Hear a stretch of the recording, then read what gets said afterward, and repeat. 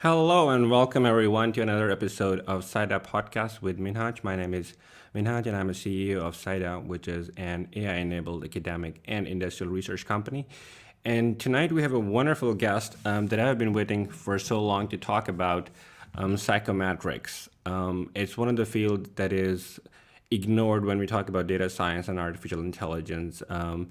And it's an honor today to have Dr. Okan Bulut, who is a professor of psychometrics in educational psychology at University of Alberta. So without any delay, let's put that hands together to get Okan Bulut on the show. Welcome, Okan. Yeah, thank you. It's good to be here. We tend to have a joke. I have a friend who lives in Canada, and we often talk about how he's living in Canada. And in 19th century, we used to have an island called Andaman Island where British colonizers would put the prisoners from the independence movement and they would just simply banish them. And he told me that that's where British colonizers would send us if we rebelled. But prisoners who live in Canada, they send them to Alberta. It's minus 21 centigrade at the moment. Who banished you to Alberta? Yeah, that's a good question. So yeah, it is. Yes, it is indeed a cold place from time to time. But obviously, I would say that it is.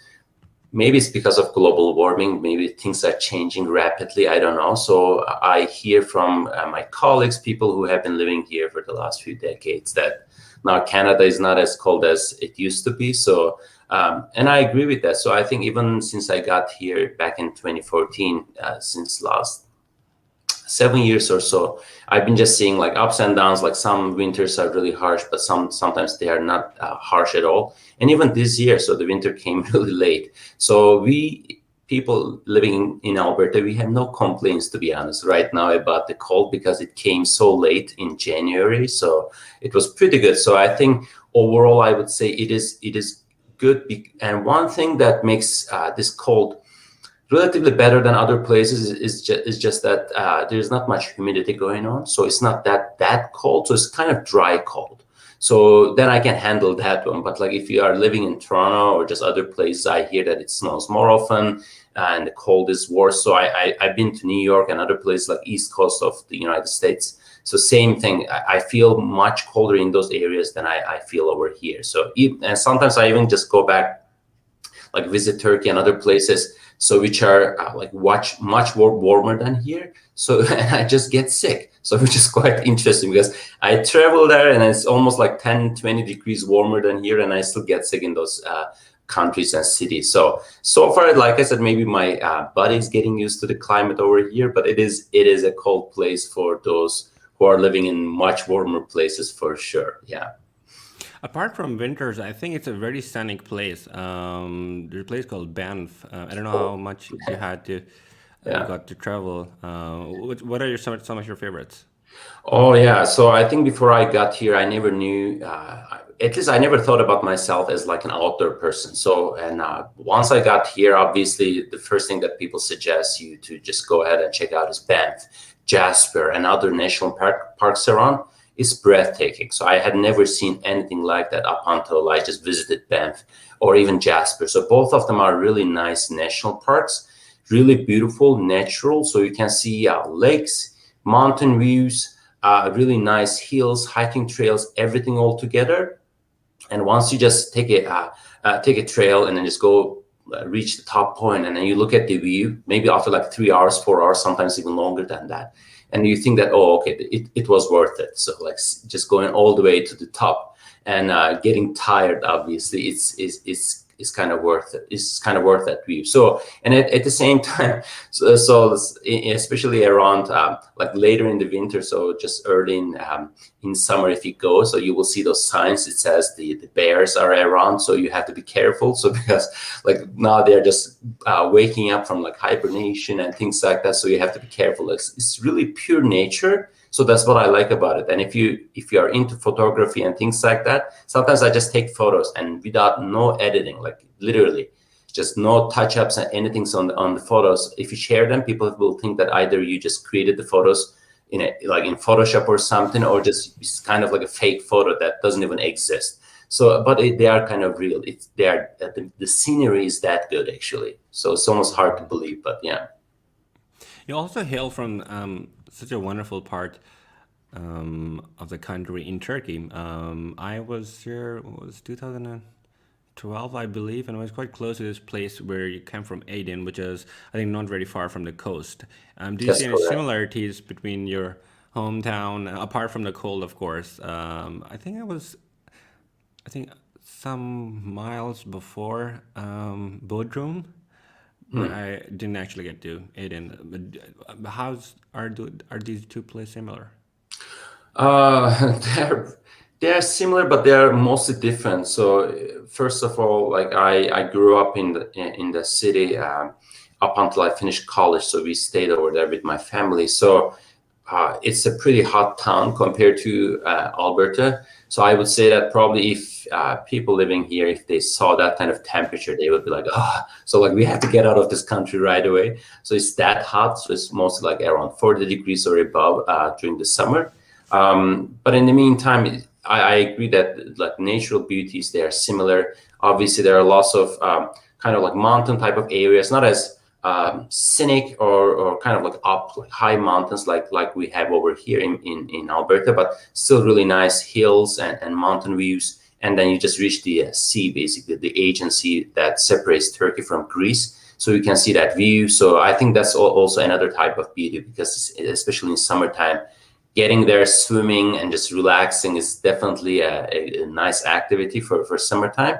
So for those of you who haven't visited that area, I would totally recommend it. But like I said, here I would say that it's more like a natural beauty. It's more about like, again, mountains, nature, not much about like water, swimming and things like that. It's more about like climbing, hiking, camping and things like that. People are getting their RVs, cars, they're just camping over here.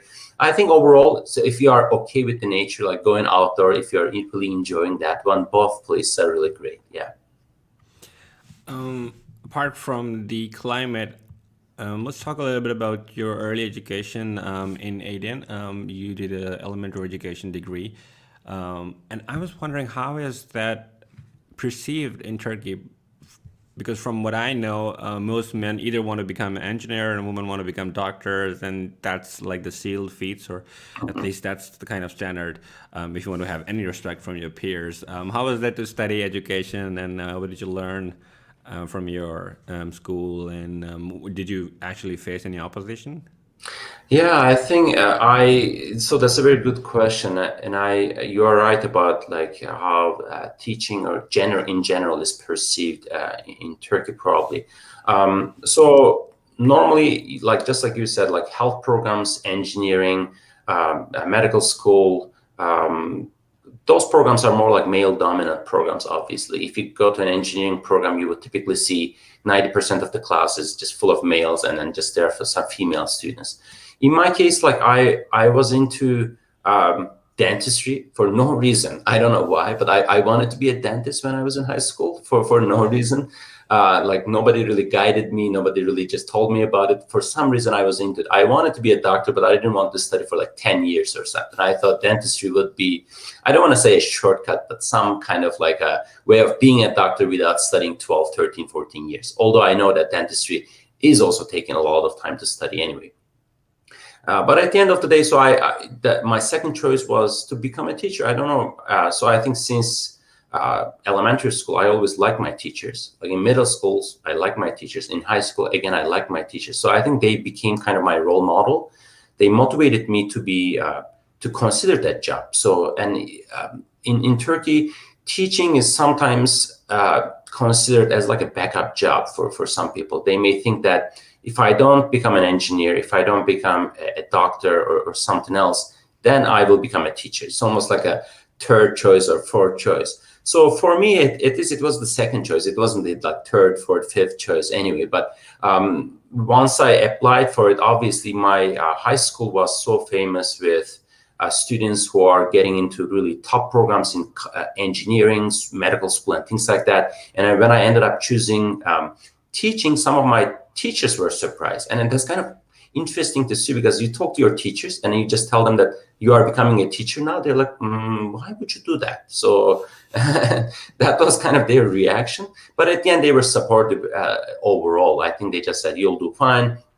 And I selected a college program nearby where I used to live at that time.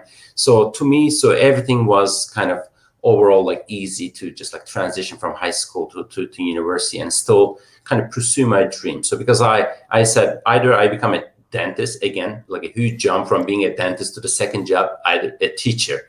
So then I wanted to study either mathematics or something similar, like a mathematics teacher. But then maybe we can get into that one later on. But because of those infamous standardized tests, so I didn't get a good score, and I ended up choosing an elementary education program, which obviously had a lower score, like lower threshold.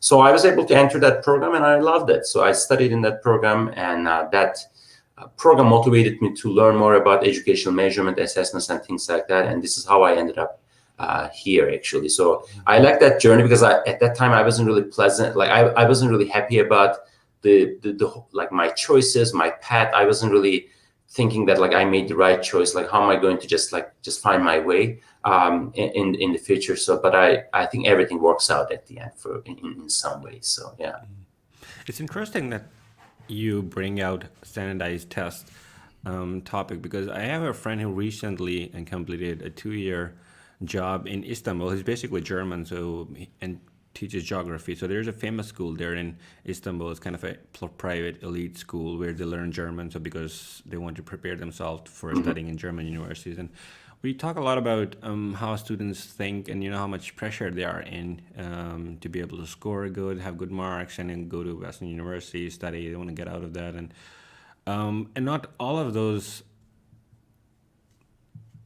motivations are purely to be happy. It's more to make other people happy and proud than themselves. And I don't think that's a very good strategy for the long term. I've had a lot of guests who are very successful in their careers and are best teachers. Like I've talked to Joshua Starmer, who makes wonderful data science YouTube videos, and then I've recently had quantum scientist Dr. Luis Serrano, and all of them, when they were children, they didn't actually think of themselves as the brightest and smartest students in the class. And I was just wondering,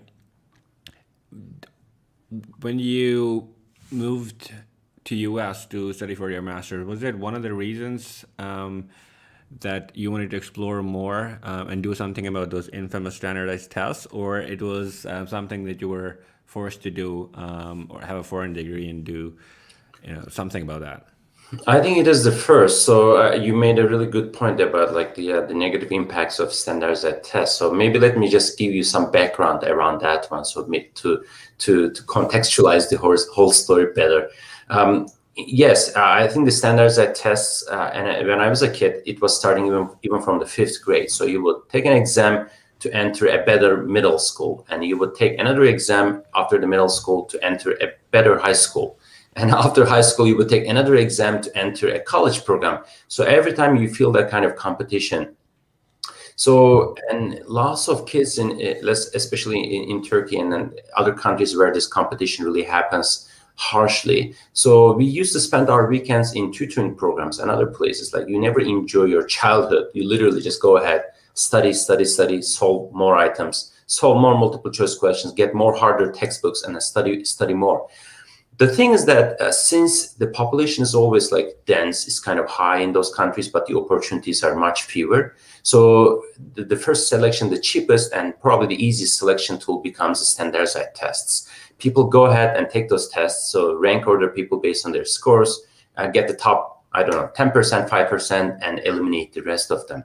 So, and I was in the same situation as well. So I had I think you touched on that one. So like I had a test anxiety, for example. I was just taking tests. Either I was just rushing my answers and just to finish up the test for the sake of finishing the test on time, or I was literally just getting all kinds of flu symptoms in the middle of the exam. I was sneezing. You get a runny nose and things like that, just because of that anxiety in the middle of the exam. And after the exam is done, all those symptoms, they disappear. So it was kind of funny.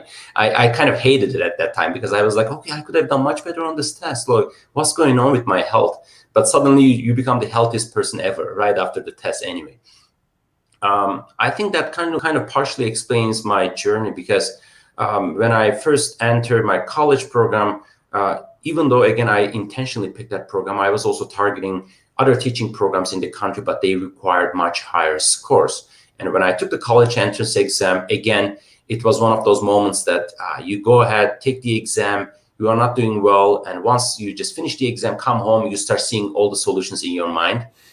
And it's kind of too late, and that's a very terrible feeling. So you just feel that one, you could have done much better. So like your performance could have been much better. So that's how I felt after my college entrance exam. And after I entered the program, obviously learning more about education, assessments, and things like that motivated me more to learn more about how we can make educational measurement or psychological measurement overall more broadly better for children, for students, for anybody, basically. Because I realized that I'm not alone in this problem, because lots of people came to that program. I remember first day in my college, so our instructors were asking us about how they ended up being in a teaching program, and nearly half of my classroom, my peers, they told the instructor that to be honest, we didn't want to be in this program, but we ended up being in this program just because our scores were not good enough, just because we messed up in the exam. We wanted to be a lawyer, we wanted to be an engineer, and some of these, which is kind of unfortunate because you want teachers to be ambitious about teaching, right? So you want them to be motivated. And at the end of those 4 years, and I would say that most of my classmates were highly ambitious about teaching, so they ended up being a real teacher at the end, but they didn't start like oh, I always wanted to be a teacher type of thing. So and I was in the same situation as well. I wanted to be a teacher, but in the meantime I was kind of thinking about like, what's wrong with this testing system? Why are we getting the standardized tests? Why am I supposed to compete against all these people all the time? Because so in my case, like I said, I was just showing some flu symptoms, so they're all kind of simple. But I had other friends, literally, they were like vomiting in the middle of the exam. They were getting fainted and things like that, and they have to retake the exam next year. So can you imagine like a kid who's just finishing high school and now has to wait another year to get ready for the same stressful test? So it's kind of like that's what motivated me to learn more about education measurement, just to fix things, kind of. So, and once I got a scholarship to study abroad about educational measurement and things like that, or like any kind of education field, that was my top choice. I said I want to study more about psychometrics, testing, and things like that.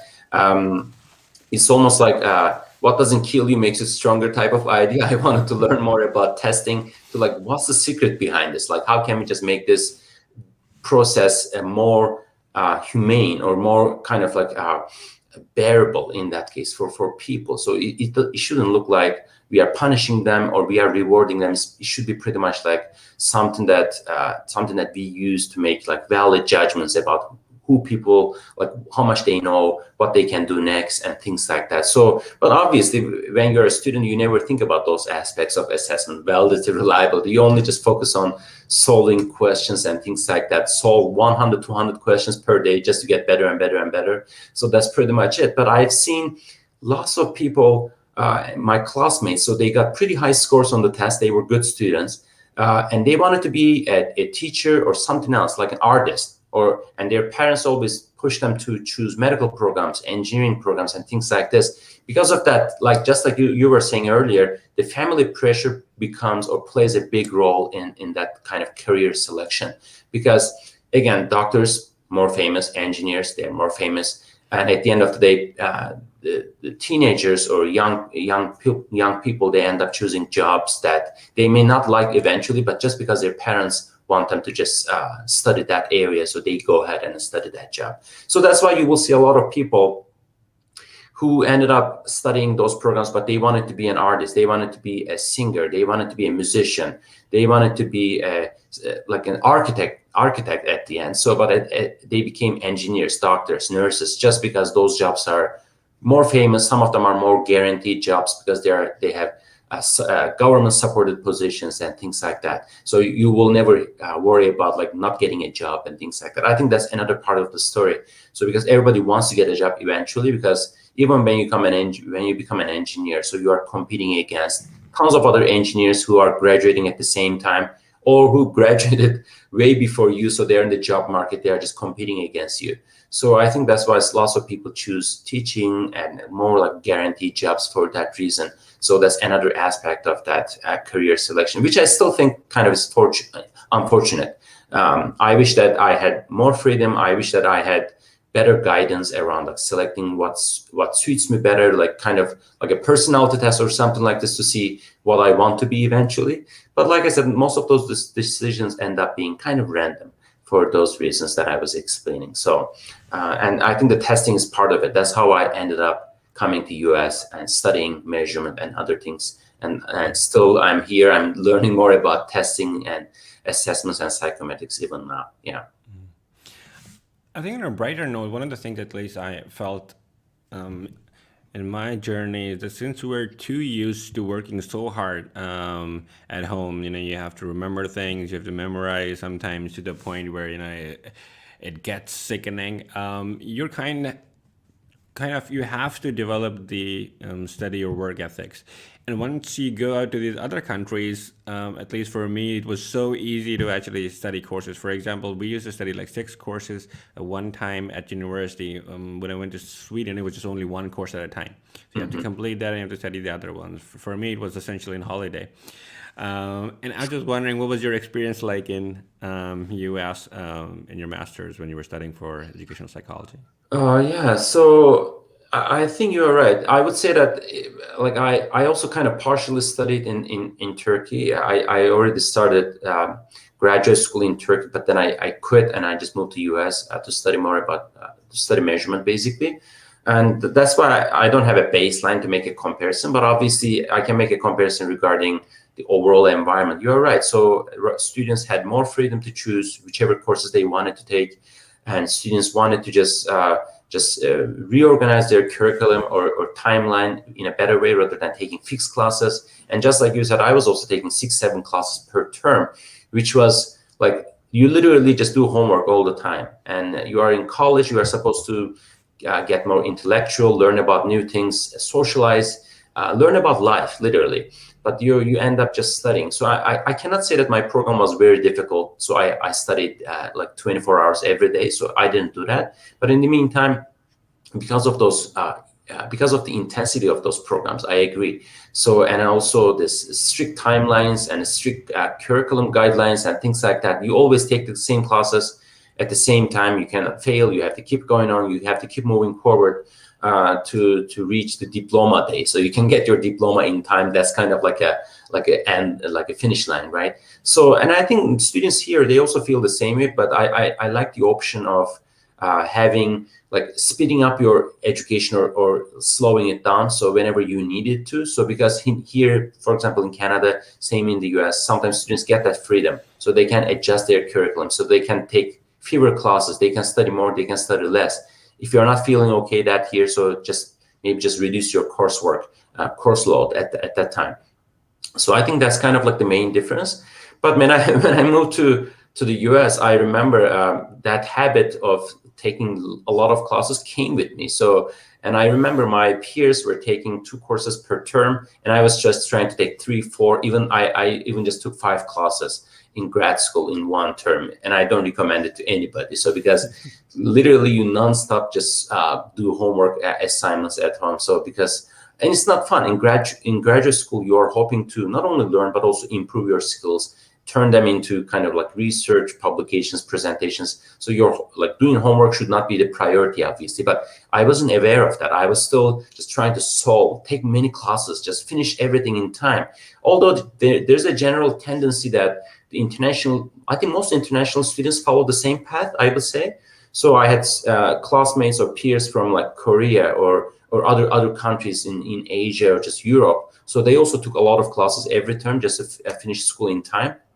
Whereas my peers from the US, so they were more relaxed. They were just taking their time, just finishing the school like 1 year later, was not a big deal for them. Maybe that's what I should have done also. Maybe that's what I'm thinking. But in the meantime, so I see that the cultural impact of testing, assessments, or taking a lot of classes, all those structures, they are forcing you to stay on the same track for a while. So it takes some time to transition from your, like the system that you are used to, to that system, to a new system where there's more freedom. You can take whatever courses you want. You can learn as much as you want. So, but in the meantime, you have the full freedom. You have the full responsibility over that. So I think it took me a while to learn about this. So I would say that that's why in my first, I would say like 2 years or so, I didn't really benefit from that. So I was really pushing my limits. And as soon as I finished my master's, I was accepted to Ph.D. in the same program. And I remember my promise to myself as I was writing my master's thesis was that, hey, once I just finish my thesis, once I start studying in my PhD, I'm not going to take as many classes as this time. So I'm not going to punish myself. I will take it easy. I will enjoy it. And do you know what I did? So my first term in the PhD program, I took 5 classes. So, and I broke my own promise right away because of those habits again. And I don't regret those decisions because again, it's good to learn. So my program in the US, University of Minnesota, was a wonderful place. So I think, so that's what made it kind of difficult, because you could take classes from statistics, psychology, public health, economics, and all kinds of other programs to learn more about quantitative analysis and things like that. And it was so unique. So not every university in the US, for example, has that kind of opportunity. So I'm just really proud of being a University of Minnesota student in that sense, because that they gave me that option. So I could just study as much as I wanted in different programs, learn from different people, different instructors, different fields. But at the end of the day, like I said, I see the benefits of it. So again, I'm not recommending it at the same time to others, like push your limits and get anxious or have depression and things like that. Maybe I was used to this, so that's why I was able to handle it. But normally, maybe that's not a healthy choice either. So like for everybody. So I don't want to make it universal recommendation to everybody to go ahead, take 4 or 5 classes, you'll be fine and things like that. So I think taking it easy and knowing your body, knowing your mind is the essence of being successful in grad school overall. Yeah. Do you think it also depends on the university that you go to? My brother actually went to the business school, University of Minnesota, and some universities really value hard work and less holidays and off times, and some would rather have you enjoy life also. And I was just wondering, because I figured out very early that taking 6 months off is not going to end your life. I totally abused that time and travel, picked up language. And I was just wondering, what kind of student were you? Did you manage to get rid of your Turkish work ethic and squander a little bit of your life having a life? Yeah, I think that's a good question. I remember I was going to classes like every time and whenever I missed it, just because I was sick or something like this, I was feeling so guilty. It's almost like you're going to an elementary school or something, and your teacher will call you like, where were you, type of thing. So sometimes your instructor may not even notice that you are in the class or you are not in the class. But in the meantime, I was feeling that responsibility, and like you said, just when you just transition from your former work ethics to the next one, you carry on. You keep just carrying that kind of work ethic all the time. To me, so I was able to maintain that one, but it gives you some kind of stress, so pressure that you wanna just you wanna do well. You wanna be good in your classroom. You wanna compete against your classmates. Although that's not the goal of grad school anyway, but still you wanna be better than others. So or just publish more, produce more, and things like that. And I'm not saying that our program was kind of competitive. It was pushing us to be pushing us to just race with each other and things like. It wasn't like that, like that anyway. But that's how I perceived it, because of my background, because of how what I learned about education and things like that. And you're right. Eventually, you learn to relax and adjust your pace. So I remember in my last 2 years in PhD, I was taking some classes. I was just auditing those courses, so just to learn about the content, but I didn't want to do homework and things like that. And eventually it felt so good. I said like, oh, this is so nice. You are sitting in the classroom, and you can still miss the class. There's no big deal. And you can go and you can learn from the instructor, but you don't have to worry about the assignments. But deep inside, you feel guilty. Like, I wish I was doing those homework assignments and things like that. But eventually I got used to it. I think that's a big difference between what I had and later on what I learned from my program in the US. Like you said, it depends on the university, the environment definitely, and how others are working out. So because I don't want to give any university names, but sometimes I used to hear from my peers that X university, like students in that program, they're really competitive. They're always racing against each other. So, and I used to hear a lot of problems among students. So they get really competitive. Instead of being supportive of each other, they used to just compete against each other. I will work with this Professor X, not with you, or things like that. They're just like always fighting. So that's not a healthy environment either. I'm really glad that I was in a program that kind of supported us. So they motivated us to be good researchers, good educators, good psychometricians. But in the meantime, it was not like, so you are better than the others, so you have to be better. So like you have to just always just work 24 hours or something like that. So they gave us that responsibility.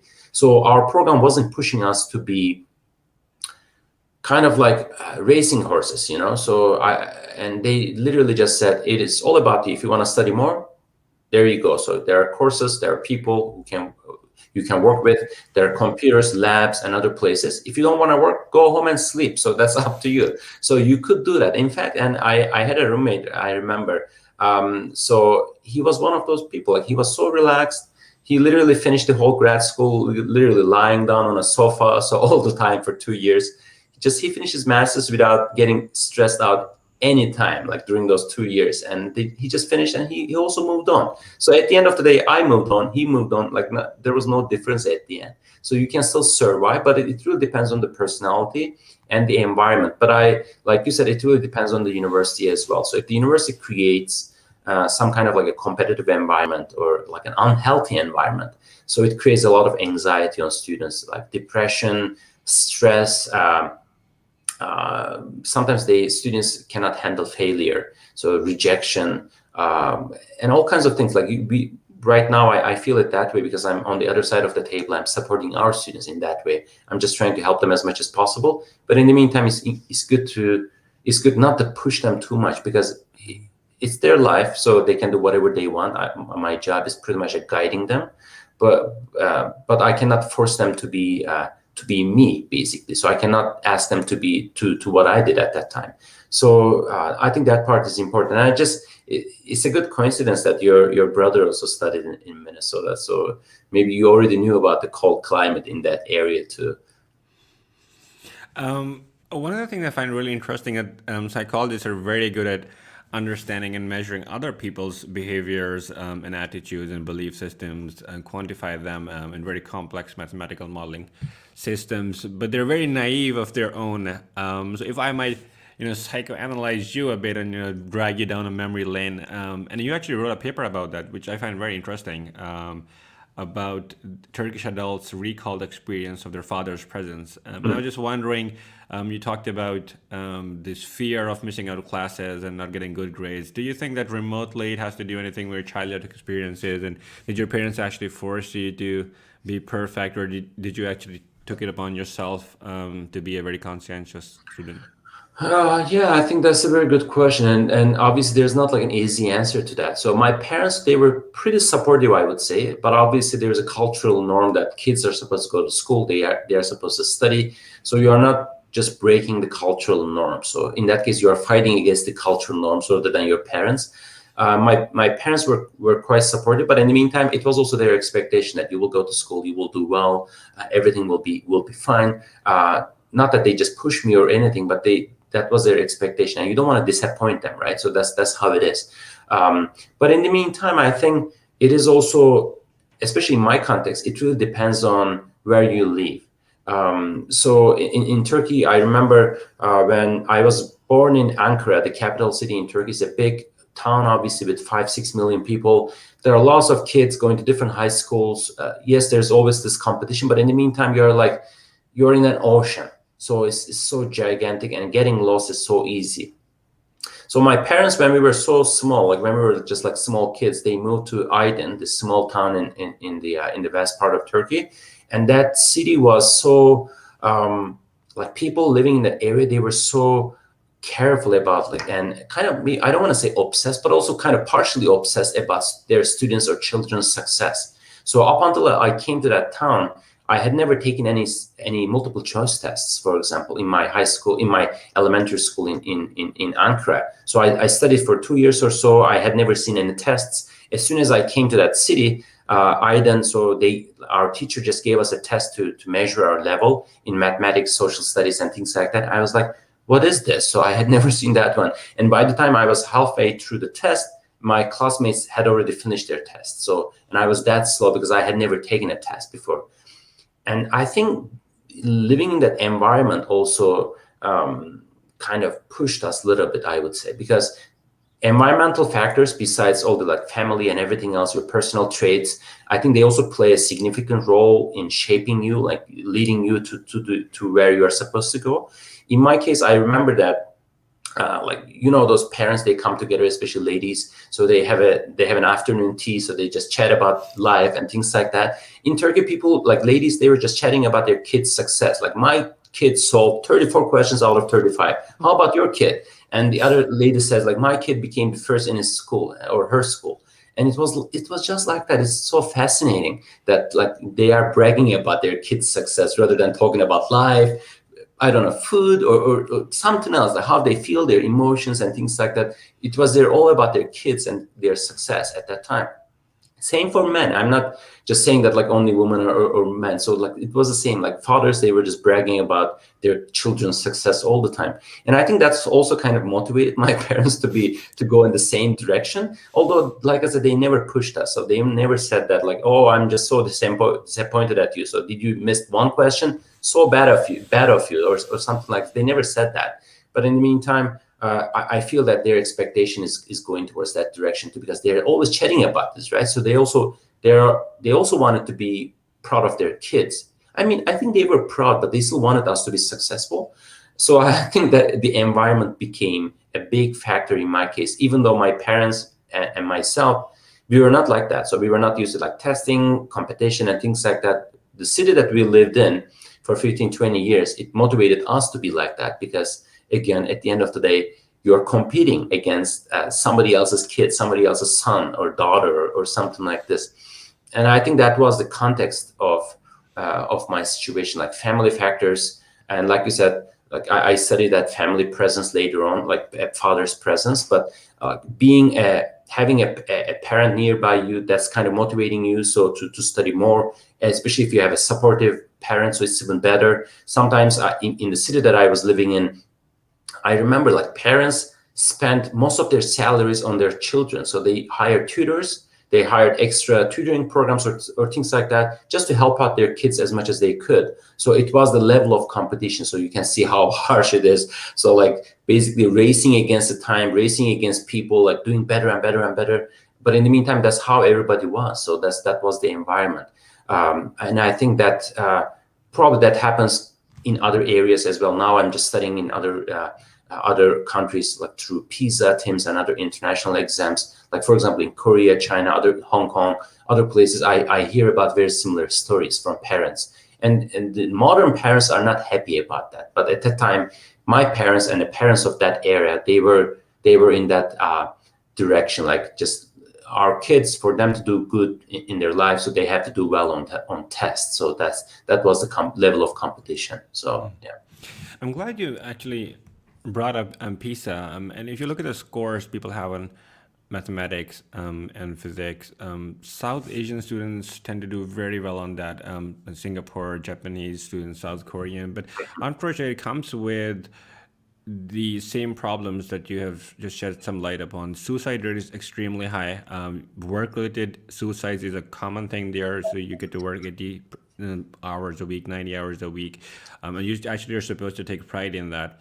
And I'm just wondering, as a child, you have, when you're 18, 19, 20, and there's a lot of pressure, you have to live up to your mother's gossip and your father's bragging rights.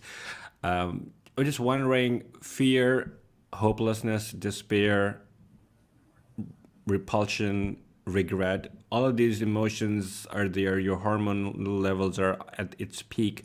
And where did you actually find refuge when you yourself were depressed and you thought at some moment that it's not worth doing just to make other people happy? So I think I benefited from this kind of self-awareness at that time. So I remember I just reflected on myself, and one thing that our parents just told us right away, that like we don't have anything to offer you. Like we don't have a house, we don't have a car, we don't have anything to give you once you just finish. But the best we can do is to support your education. And I think they fulfilled their promise at the end. So that's what they did. But in the meantime, they gave us that sentence right away. So when you are young, so it's kind of hard to face it and digest that information. Like, I don't have anything once I just finished high school. So what am I going to do? Like, am I going to be a homeless person, or am I going to just sleep on the street, or just am I going to be jobless all the time? So what's going to happen? So that didn't worry me too much. But I know that I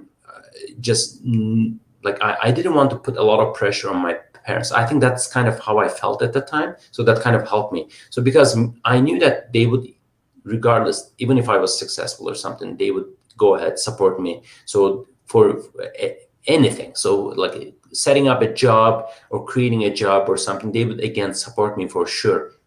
But they wanted us to be aware of the situation. So they said, we were living in a town, again, like the same town that I was explaining earlier. So like people are just always competing. So you have to be within those kids to do better. And in the meantime, some of those parents, some of those families that I was competing against, like those kids, so they were already rich. So their kid didn't have to be successful. Like if they were not successful, they could easily create a job business for them, or just give them the same job that they are doing. But in the meantime, even they just push their kids. So you can see like the direction is kind of interesting, right? So they didn't say that like, oh, you know what, we are rich, don't worry about that. So we'll create a job for you. So even if you're not successful, actually the rich parents push their kids even further on the line. So they just say like, we want you to be successful, we want you to get better, we want you to go to the best college in the country, and things like that.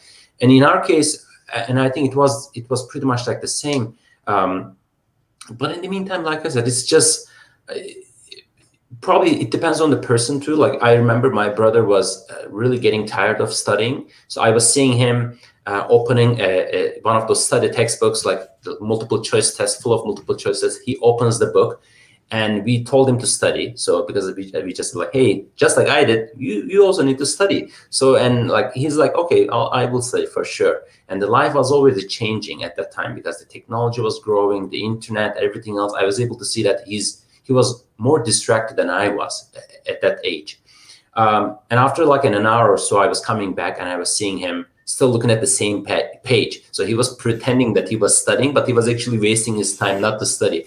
He was kind of feeling that expectation, but in the meantime, he wasn't really just doing anything. He was just like, oh, don't push me. So I don't want to solve this question. So I don't want to do tests. I'm young. I just want to go out, play soccer, just play with my friends, go out, do things, stuff like that. And I think I was lucky because at least in my period, like during my childhood, we didn't have many distractions. So I think you could still go out, play with your friends, play soccer, but eventually you get tired and then come back home. But right now, like I think you have smartphones, social media, internet, lots of other things to do. Like there are lots of other distractions.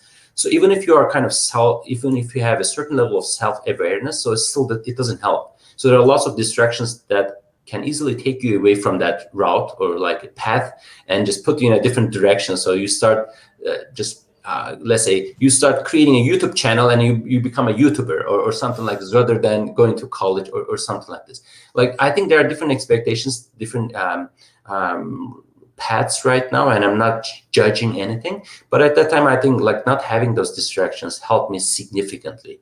And again, knowing that my parents were were supporting me. They're doing their best. So I didn't want to disappoint them again for that reason, because they were really good parents and I was really happy that I was their kid. So you don't want to disappoint them in that way, that they are doing their best to get it. Because my parents were not really highly educated. My mom studied, like, I think up until middle school. My dad finished high school, but they always wanted to study more. And I think I was just pursuing their dreams by studying further in high school, college, and things like that. So that gave me some kind of like a relaxation, that I'm making them happy. So that's a good thing. But in the meantime, I didn't feel a lot of pressure, to be honest. Like, hey, I have to be a doctor. I have to be the top person in the country, or things like that. So I knew that I wasn't, and I didn't want to be that way. And I didn't feel like why am I not any better than the other classmates? So he was so good, so I should be better than him. I didn't feel that way. But obviously, growing in that environment makes you feel that way. I remember some of my classmates in high school or so they were kind of depressed for those reasons. They were doing better and better and better, and they were becoming more unhappy at the end. So because they are just trying to get better and better, and then obviously studying, the amount of study is not always parallel to your success. So you always just reach a certain level. It takes some time to just take another leap, or just make a jump in your success. But people had to be patient. They had to just be strong, like based on their personalities, because otherwise, like failure, being unsuccessful, family pressure, all kinds of negative things could easily just drag you away from your original path. Yeah. What would you do to fuel up your tank when there's enough gas leak? Was it music or movies? I've recently actually found out, I don't know if that was the same in your time.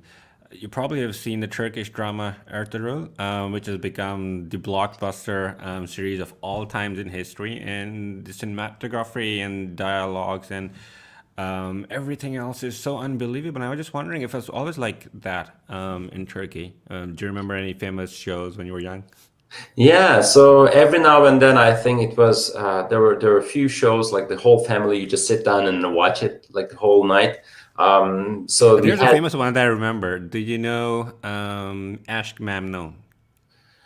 yeah, so that's That's a pretty famous one. famous one. So, and believe it or not, so I've never watched that one, but I had friends watching it during like grad school. Like, it was an old show already. They were just opening those old episodes and watching them because it was so famous. Like Yeah, there were I lots of remember I was it's in like Ankara, yeah, staying with a friend, and she and her mom was watching this show, and the streets were like pitch black. Everyone was at home waiting for the episode, and I was just wondering what's happening here. And that's now right. we're just becoming good friends, Pakistani and Turkish governments, and now they're translating all the Turkish dramas into Urdu. And it's the same as here. People are just so hinged on Obsessed with doing the this TV next shows. episode. Yeah. So I think, yeah, that's how it was. Like, you would just study during the day and get tired at night. So you would just open TV, and then there was this famous TV show like once a week. So you open that episode and they give you millions of advertisements in the middle. So the whole show is supposed to be 1 hour, and then you just watch it for 2 hours because they give you like 10, 15 minutes of like advertisements during the show. And you're like just watching it. And you even just watch the ads because you don't want to miss anything from the show, because you're not even changing the channel. I'm That's so why. happy I live in a time of YouTube instead. That's right. So right now you can skip the advertisements and then move to a stage that, like, you don't have to just watch all those ads, like Or you don't, Netflix. or Netflix, exactly, just watch in front of your TV. But yeah, that's how it was. Like, literally, just TV was the biggest thing, right? The internet wasn't that famous, so we didn't have our internet connection up until I went like late years of my college. So we didn't have any internet in our home. So, and obviously we didn't have smartphones at the time. People were just getting their phones, like the phones that you could barely hold because they were so heavy. You could just throw them to somebody, they would just literally kill that person because they were so heavy and big. So I come from that area, like the starting of the technology. But in the meantime, good technology that didn't distract you too much. So I think your best shot was watching TV anyway. So yeah. But you did end up working in one of the most prestigious positions where you actually finally, out of your childhood and dislike for standardized tests, ended up making those at Pearson. You worked on technical evaluation of behavioral intelligence tests, and that's one of the most sensitive areas in psychology. We have got books like Charles Murray's The Bell Curve, which are some very bold statements to make about intelligence differences between different genders, ages, ethnicities. And I was just wondering, when you work at Pearson, how's it like to work with these sensitive issues? What do you ensure that your work entails, and how do you make it more fair? Yeah, that's a good question. So that happened during my last year in grad school in Minnesota. And Minnesota was a wonderful place for that reason as well, because there are so many testing organizations located nearby Minneapolis. And you can definitely, if you are interested in psychometrics, you can do internships, work for those companies eventually, and things like that. So, and I think I was lucky for that reason. So, and our university had a nice agreement with Pearson. So for 1 year, so they were accepting a research fellow from our university, and then you literally work for Pearson.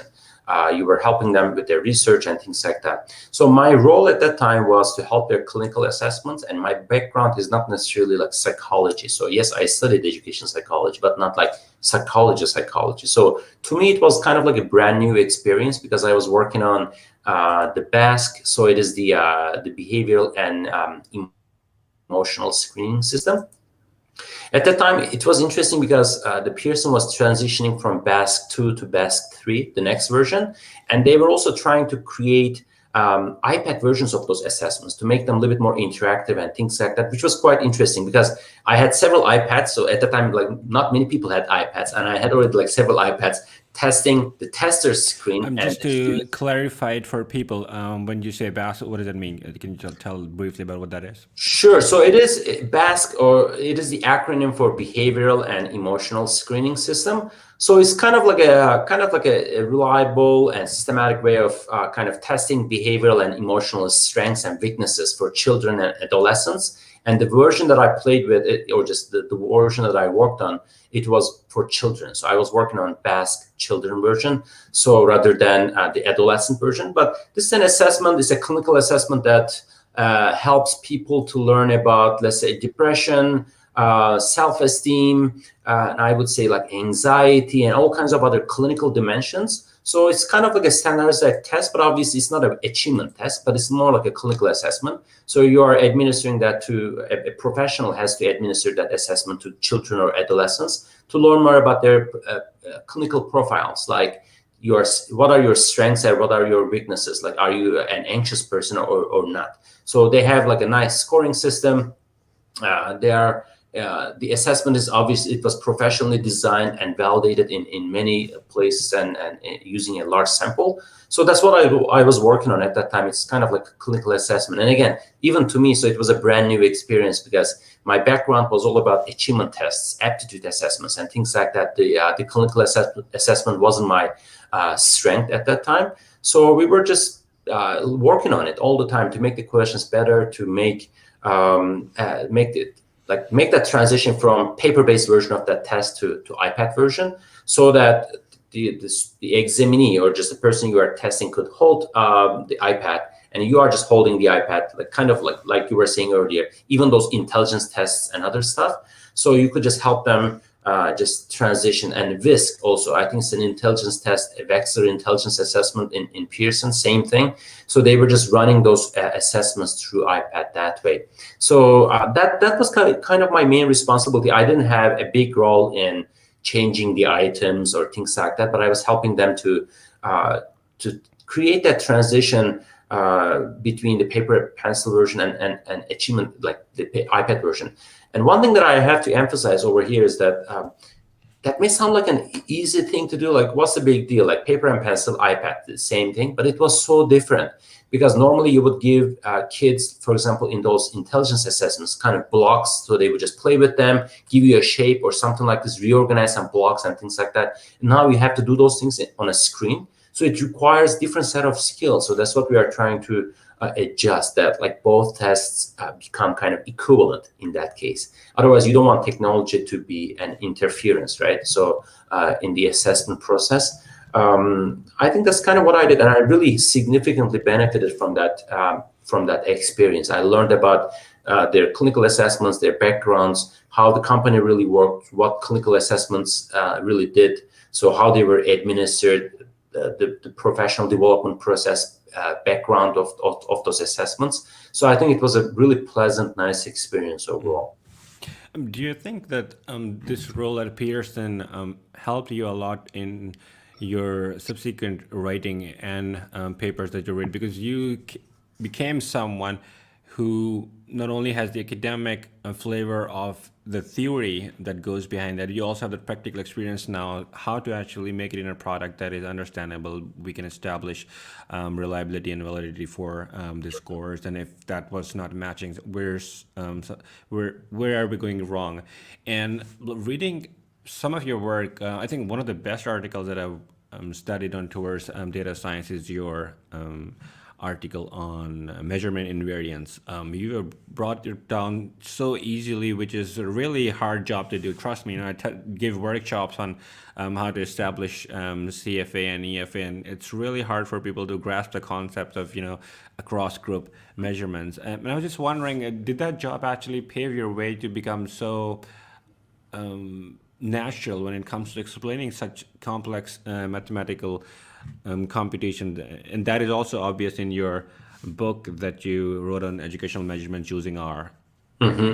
So yeah, I think I would say that it definitely contributed to my writing, because seeing that now you are dealing with general public, right? So whenever you are creating a clinical assessment or something like that, so you are administering that assessment to general public, and that's why it is so important to be careful about the language. So just creating a language that is understandable, so that is kind of reader friendly, so even the general public can understand what the whole thing is all about. Because again, we are living in an era that people are seeing many tests, and sometimes they may question the value of that test, the reason behind that test. So it is important to use a language that will explain why this test is necessary and how it can benefit that person. So what are the direct benefits, and what are the evidence that we can explain to people in a kind of in layman's language? So more like, yes, we are doing this test, but how am I going to benefit from this? Like, what are the reasons that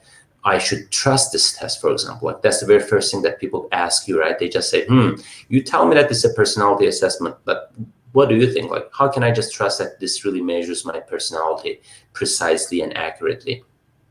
In that case, I think seeing those technical manuals written very well for those professional assessments, commercial assessments, so that helped me a lot about understanding what goes into those technical manuals and writing. So what makes them kind of nice to people, like even psychologists, let's say, who do not necessarily have a strong quantitative background, but they know the clinical background of those assessments. They can pick those manuals up, start understanding those assessments. And that was, to me, it was fascinating. So I realized that, okay, so I can use a language that is somewhat technical, but in the meantime, it is kind of clear enough for people so they can just see, at least, even if they get lost in the statistical notation and things like that, at least they can understand what we are trying to achieve.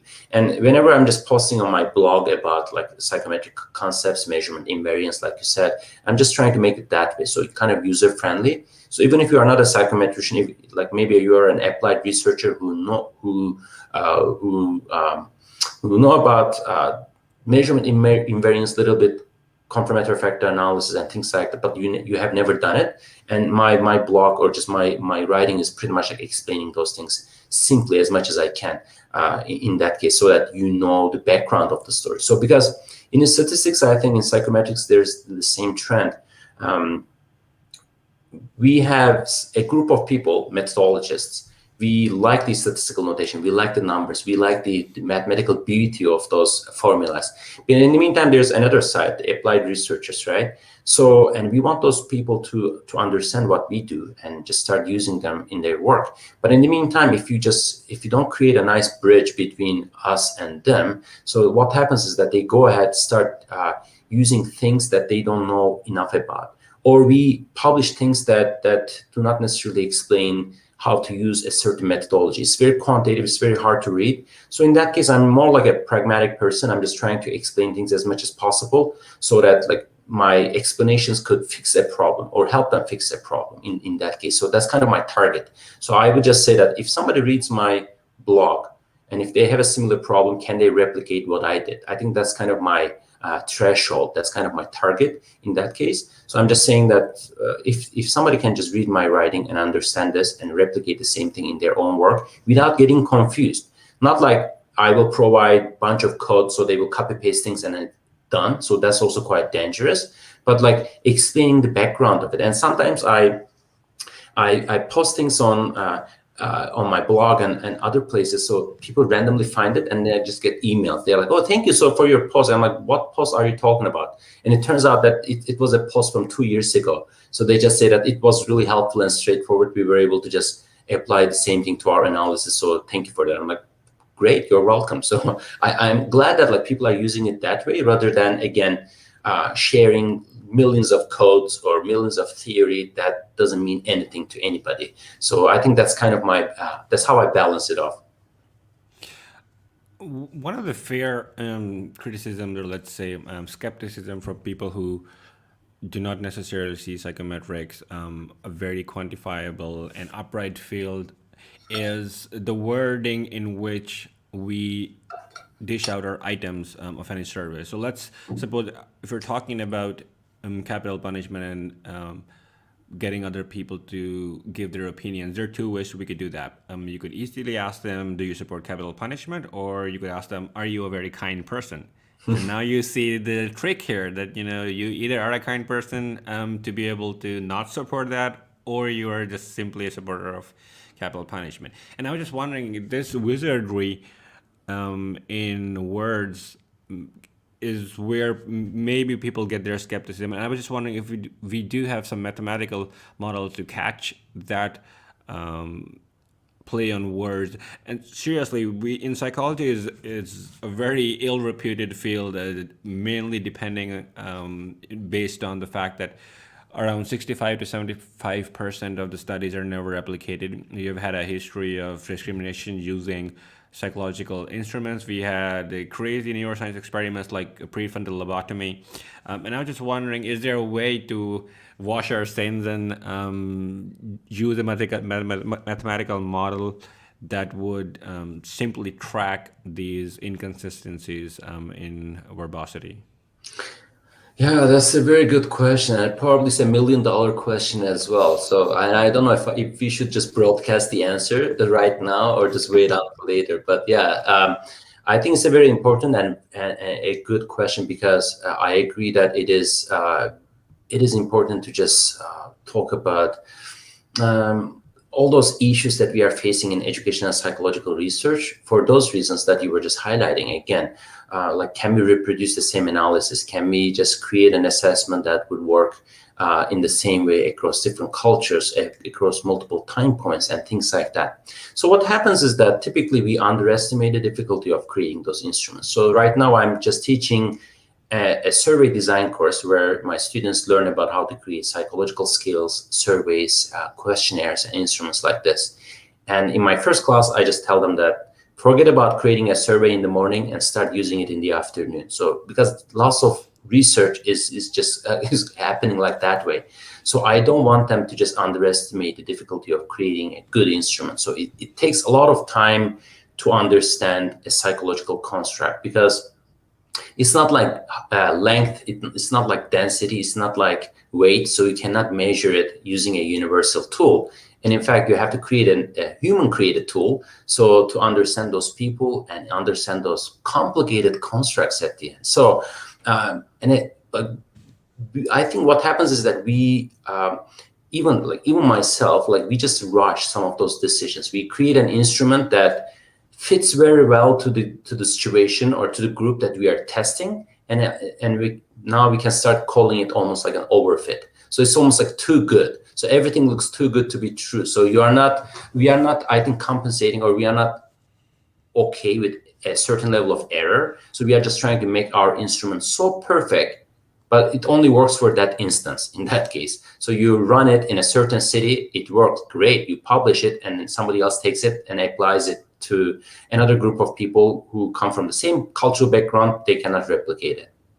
Or they take it to a different country, or they take it to a different age group. It doesn't work.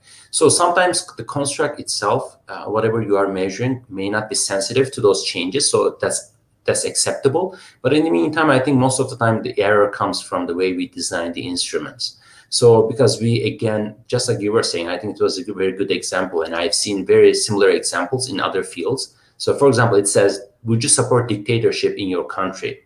Versus if they helped with the economy, would you support a temporary military government in your country? And then the answers are quite different. When you say dictatorships, most people said like, no, I never want a dictatorship in my country. But when they just said, if they helped you with the economy, would you support a military supported government? Some people said yes, even like more than 50, 60%. And I think the survey comes from somewhere in South America. So, and that was kind of fascinating to me, like the same thing, so phrased differently, but it changes people's perception. So I think the same thing applies in psychology as well. Sometimes we phrase things in a way that we are putting our own biases into the process, or we get what we want to get. So I think that's a big danger of running a psychological study, because at the end of the day, you want to prove your theory. I get that. But in the meantime, creating an instrument that will definitely lead to that direction no matter what doesn't make sense. And it doesn't make any sense to me in that case. I think that reproducibility error or issue, that's a global issue. So that's happening because of that reason. So like instruments are not good. They are not validated nicely. And I think we put our own biases, even though like you may just say, I'm the most objective researcher ever, still the subjectivity plays a significant role in the design and implementation of those instruments in practice. So again, like I hope that like my students, for example, when I teach them about survey design, they just take it to a different level. So that's why I ask them to spend the entire semester to create a single survey. So that's exactly what they do. And they know how hard it is once they start developing questions, because we challenge them in multiple ways. We just say that, did you mean this? Did you mean that? So I don't understand the same thing from this question. Like, why are you using this kind of response scale? Or like using a neutral option in a question, like neither agree nor disagree type of option. Like, why would you put this in this question? Like, can you remove this? You're like, yeah, maybe. So all kinds of questions, somebody should raise those questions so to guide people. But in psychology, like I said, we are in rush. So we are, maybe you're a researcher, you have the pressure of like publishing something really quickly. So we don't take enough time to create nice instruments. I think that's the biggest danger. And the other thing is that without making this this part of the conversation too long. So the other issue is that sometimes we are just trying to reinvent the wheel. So because other people have nice instruments and we just go ahead and create a brand new instrument again. You're like, hey, we already have the wheel over here. No, I will create a new wheel that will look exactly like yours, but it will work in a different type of road. Okay, but we could adjust this one and give you a nice tire or wheel, so that would work in winter conditions, wherever you go, on sand or whatever. So it would work. So you don't have to reinvent the wheel, but people go ahead and do it, because that's kind of like the exciting part of psychology, creating something new, creating an instrument, but also is kind of the danger of it too at the same time, because lots of, I don't want to say garbage instruments, but lots of low quality instruments at the end, and people don't even notice that. So I think that's the downside of it. Yeah. Well, it's fine if you don't want to call it garbage. I would call it garbage. One of the question that I often ask myself, and maybe you can help me expand on that. What kind of scientists are we if we do not have the conscience to be our own harshest critic? And I have grown I've never liked school because, like I told you, it doesn't give you joy and happiness and learning for the sake of happiness. But, do you have extrinsic, more tangible goals that you have to blindly follow because, someone has to look up to you? One of the reasons that I've grown a dislike for academia is cases like this. So Abby Nissenbaum is a PhD student who got kicked off from Clark University in the field of social psychology, which pretty much ruined her career when she outspokenly talked about the p-hacking that his supervisor was doing. They were doing a research on preferences of heterosexual and bisexual males, and they divided them into different groups and did a lot of p-hacking to actually convert the whole. Turned out if you phrase the question in a certain way, the responses would be very predictable. And her professor wanted to do that, and she was an only first year student, but she could still find out what's the difference between things. And upon going to social media, she simply got kicked out of the field. And there are hundreds and hundreds of examples of such academic dishonesty. There's a whole system that forces people to publish results, no matter if that's good or not. Just conjure up something, get published. Otherwise, they're not going to get this coveted tenure position. And I think that's one of the worst things that you could do to ethics and academics, because people who come into teaching, they want to be a good person. I generally believe that people want to have ethics, they want to contribute to science and humanity. But if we tend to have these cases quite often, shouldn't we actually really question the whole system that we're encouraging? I mean, you have been in the field for such a long time and in academics for even longer. Just wondering, what's your experience been? Yeah, I think you made a very good point. I agree with you. So it's there's a fine line between those two paths, right? Like creating something decent and literally, I'm kind of it goes to. I agree with you. It goes to a direction of like academic dishonesty, because you are lying to yourself, you're lying to your audience and readers in the meantime.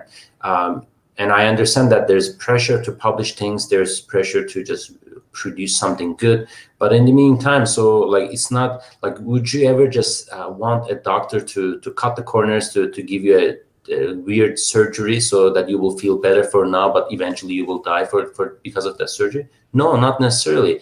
But in psychology and in education too, I think we perceive it almost like a soft science. Like, so what's the big deal? I think we'll just publish it. We'll be fine with that, right? So I think that's what people do. So sometimes I share papers with my students, not to criticize anybody's work, but I just show them that, like, hey, this work has been published.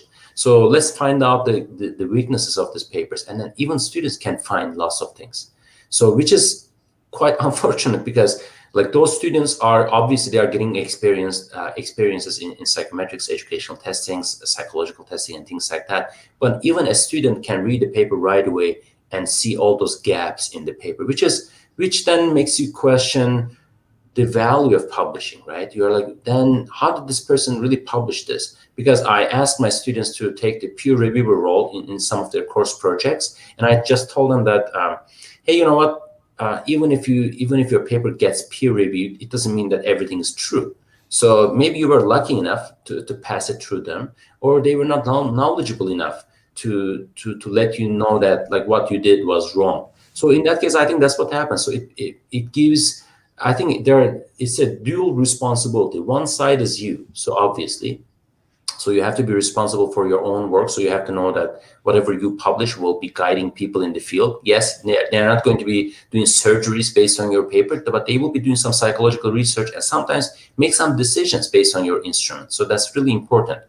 And the other side is the journal. So I think it's also journals' responsibility, editors, reviewers. So I'm not saying that be harsh on papers or anything like that. So like for no reason. So because there are reviewers like that too. So they literally criticize everything. But in the meantime, I want people to be as objective as possible. Give them a hard time. Give them good questions to help them design better instruments overall. So I think at the end of the day, people should realize that those instruments are something. So they will be used eventually. And I see it so often, like people who are not necessarily creators of the instrument, let's say administrators, school principals, or things like that. They take the instrument, start using it for making interesting decisions, and not even like valid decisions. And now there you go. So you have the full responsibility of that one. Now you're misguiding people, decision-making, people who are conducting research in that area. So that should be kind of like a heavy burden on your shoulders, right? So that's what you should feel. Maybe that's something that we should also teach in grad school. I don't know. Maybe that should be part of our training.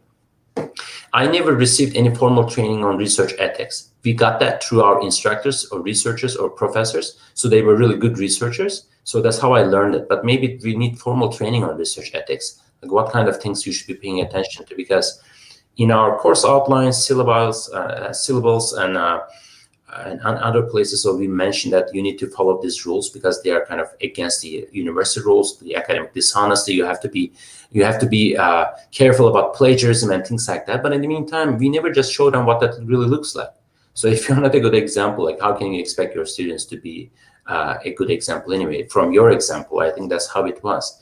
So if the professor cannot really show a good practice, how can your students really just learn about the good practice anyway?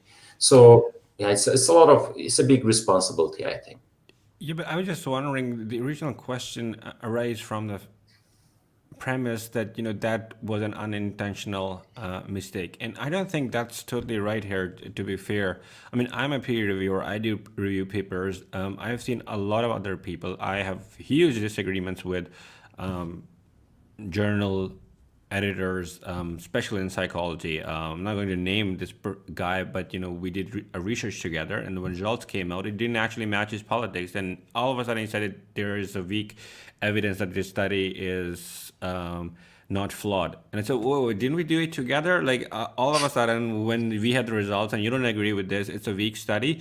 And one of the most hilarious example in that regard, in 2019, Peter Boghossian and one of his friends published 24 satirical papers and submitted them to feminist theory and race studies journals. Totally nonsense papers. For example, when you see people go out with their dogs in the park, and you can, from the size of dog poop, imagine who has more tendency towards patriarchy. Garbage. I mean, they took Mein Kampf's paragraphs, reworded them, and published that. And not only that they got published, they got best paper awards for that. And I cannot condone for the life of me how is that an innocent alibi for a peer reviewer who was reviewing this paper.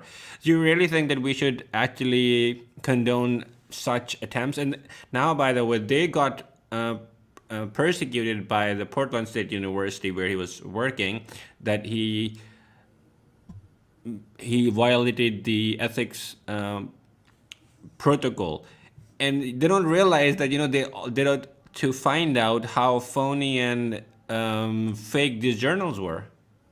So yeah, I think that's what happens, right? So you just publish something and you think that if it gets published, it must be true. So you get that kind of the cause and effect type of relationship. So you think that, like, okay, if you get it published, it is true. If you fail to get it published, it's a weak study or something like that. So I think that's what happens when you start just leaning towards more like a positive bias towards getting things published with significant results. So whenever you just try to publish something with significant results or something that is controversial, it gets published really quickly. And if you are really just taking advantage of that, then I think what those researchers did was almost like a social experiment, just creating studies that will get published eventually, and they are not kind of like they don't make any sense. So I think it proves that. So when you just start creating psychological studies, obviously you can claim whatever you want, because at the end of the day, it's not necessarily something that you can see, you can touch, you can smell. And if the people, peer reviewers or journalists, are not really careful about that, so you can easily just use some fancy words, fancy statistics, strong theory, but a nonsense theory in the background, and publish a paper about that one. And people will just say that, great, that's one of the best papers I've ever read. I don't get what they did, but looks like a good paper. So I think that's also another thing. So once I sometimes feel that way. Like you were saying earlier, I just try to write things as clearly as possible. Sometimes I feel like I'm being punished for that too. So because when you start making things so obvious and clear, so it gets rejected really quickly because they think that it is not as complicated that it should have been. So because the complicated but nonsensical stuff gets more attention than clear and simple stuff. So that's what happens. Like you just create a weird theory around what you are doing, and at the end of the day, it gets more attention than somebody who clearly indicated what the relationship between A and B and tested it in simple terms. That's it. But it's not as exciting as that complicated study that, like you said, like the dog poop, it just explains your opinions or emotions about something. So that sounds more controversial. So that's what I meant, like publication bias at the end. I was just wondering, do you think, I'm the only one, do you think that sometimes politics actually take over our logical thinking? And I think I'm uniquely privileged to be able to actually make this statement since I've never voted in my life. So I'm very apolitical in that term. But I generally think that people who are on the left wing of the political spectrum, they hold quite influential positions in academia, at least in the West. And we have solid evidence for that also. For example, they did a voter registration of faculty members at 40 leading U.S. universities and found out that in economy, history, law, psychology, and journalism, the Democrats outnumber Republicans by an average of 11.5. So for every one person, there's like 11.5 on the other side. And numbers are even huge in psychology and history. But to say the least, don't you think that this imbalance kind of provokes the other side? And that was the reason politically which engendered 4 years of Trump presidency. Sorry, we're getting into politics, but so that's social science, that ends up there.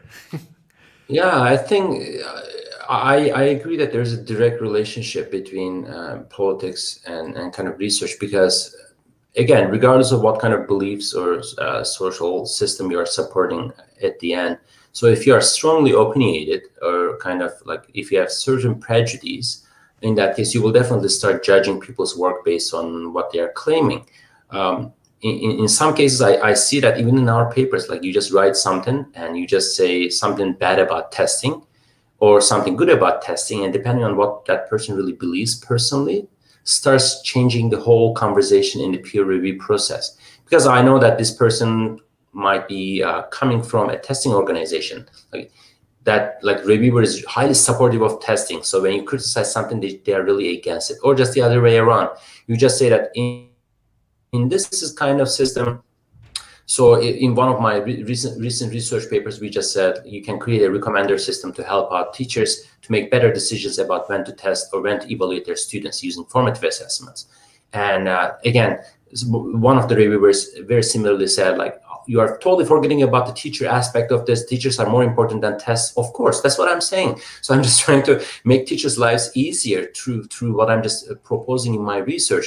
But you can definitely see the background that they come from, and maybe not only like politics, but it's just their cultural views. They're all together, right? So, and when you see that strong polarization in the society, you just see the impacts of it on research, definitely, because psychology is all about humans. So if something is going on in real life, so it will be reflected in psychology as well. So I still believe that most people in psychology, especially in education, they are just trying to be objective as much as possible, trying to stay out of this. But in the meantime, every now and then, you will see one strongly opinionated person just destroying your study, just criticizing it, or writing some nonsensical stuff about what you said. Like, you're like, what's the reason about this sensitivity? So let me give you an example. Like recently, I think last year, we created a study that was about creating a recommender system for our university so that students can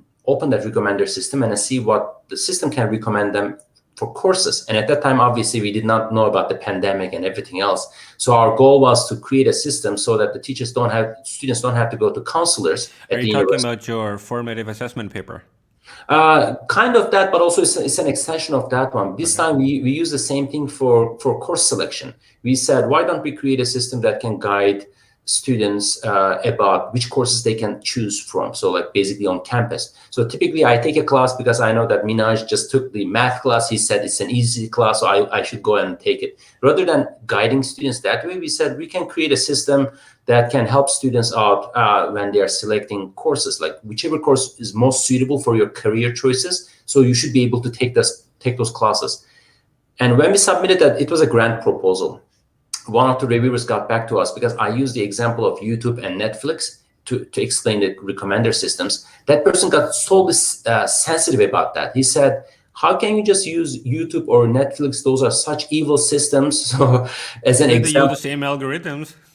That's right. You are watching Netflix, YouTube every day. And then I was just trying to explain the idea of recommender systems in layman's terms, like more like, okay, this is what recommender systems does. It takes your information, recommends you some products or something like this. But in our case, we will recommend courses. But that person got super upset about my comment on YouTube and Netflix. And I said, Okay, what am I supposed to do? So you are strongly opinionated about that. Maybe that hurt your feelings. I understand that, but that's also research. So you have to stay objective. So that's what I was just trying to connect. So I think people's personal biases, political views, or certain sensitivities. So I think they sometimes block their views in evaluating things.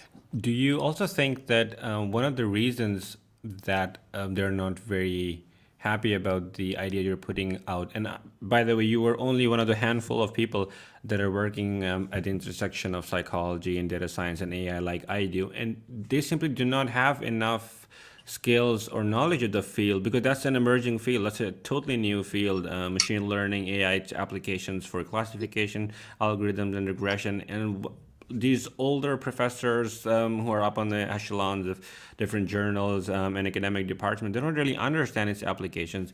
I was reading one of the papers of one of the most influential marketing professors the other day, and they were arguing against using machine learning because it's not very explainable. And I was just wondering, that's not the case. It might be complicated, but it's certainly not total black box, at least for the small data sets. And I was just wondering, could that be the reason because they're not very well equipped to review that paper? They simply turn out as fiends.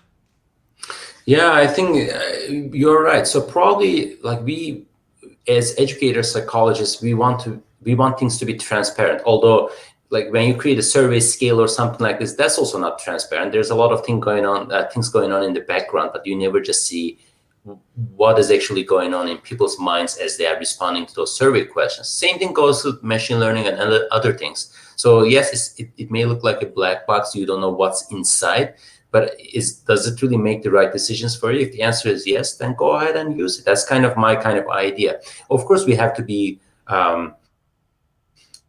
careful about like the consequences of it, and we have to be careful about the implications of that. I'm not saying that surrender to data and then just let the data drive the entire thing for you. So I'm not saying that one. But in the meantime, I think we should be a little bit more open-minded. And in fact, in some conferences, I remember people presenting about some innovative stuff using data science, machine learning, and things like that. And relatively, the older professors from the past era, so they call it like creepy, bad. I don't understand this. I would never approve that. So because they are struggling with that one, because I think at that time the human factor was so heavily involved in the research. Now data is passing the human factor. So it's more or less like balanced approach is necessary, right? So right now we cannot totally rely on humans because humans are not right either. So because we make tons of incorrect decisions. Well, there are better chances that they're wrong. Exactly. So now we are just collecting the data based on those bad and good decisions. Why don't we just utilize the data to make better decisions in the future? So because we cannot always find Professor X who is now, I don't know, like this years old and benefit from that person's experiences in the future. But if I may interrupt you, isn't the predictive abilities of these algorithms the raison d'etre for choosing them? For example, if you have the humans designing the instruments with explainable models and it does not give you the predictability that machine learning models do, shouldn't we go for machine learning because it's predicting what we are looking for? So why would we actually hinge upon the human models when our job is being done better from the ML models?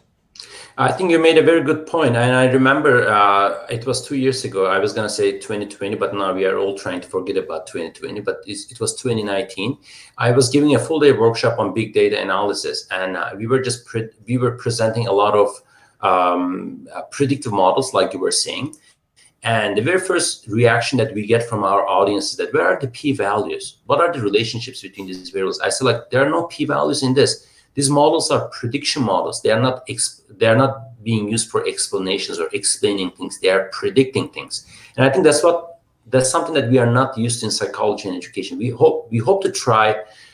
We hope to learn about people. We hope to learn about human mind, human nature, human personality traits, all kinds of like complicated things. But we are just trying to understand them, but never predict them. But in the meantime, at the end of the day, one thing that we just probably ignore is that we use those surveys, scales, and things like that to eventually make some judgment. This person is good, this person is not. This person is anxious, this person is clinically suicidal, this person is not.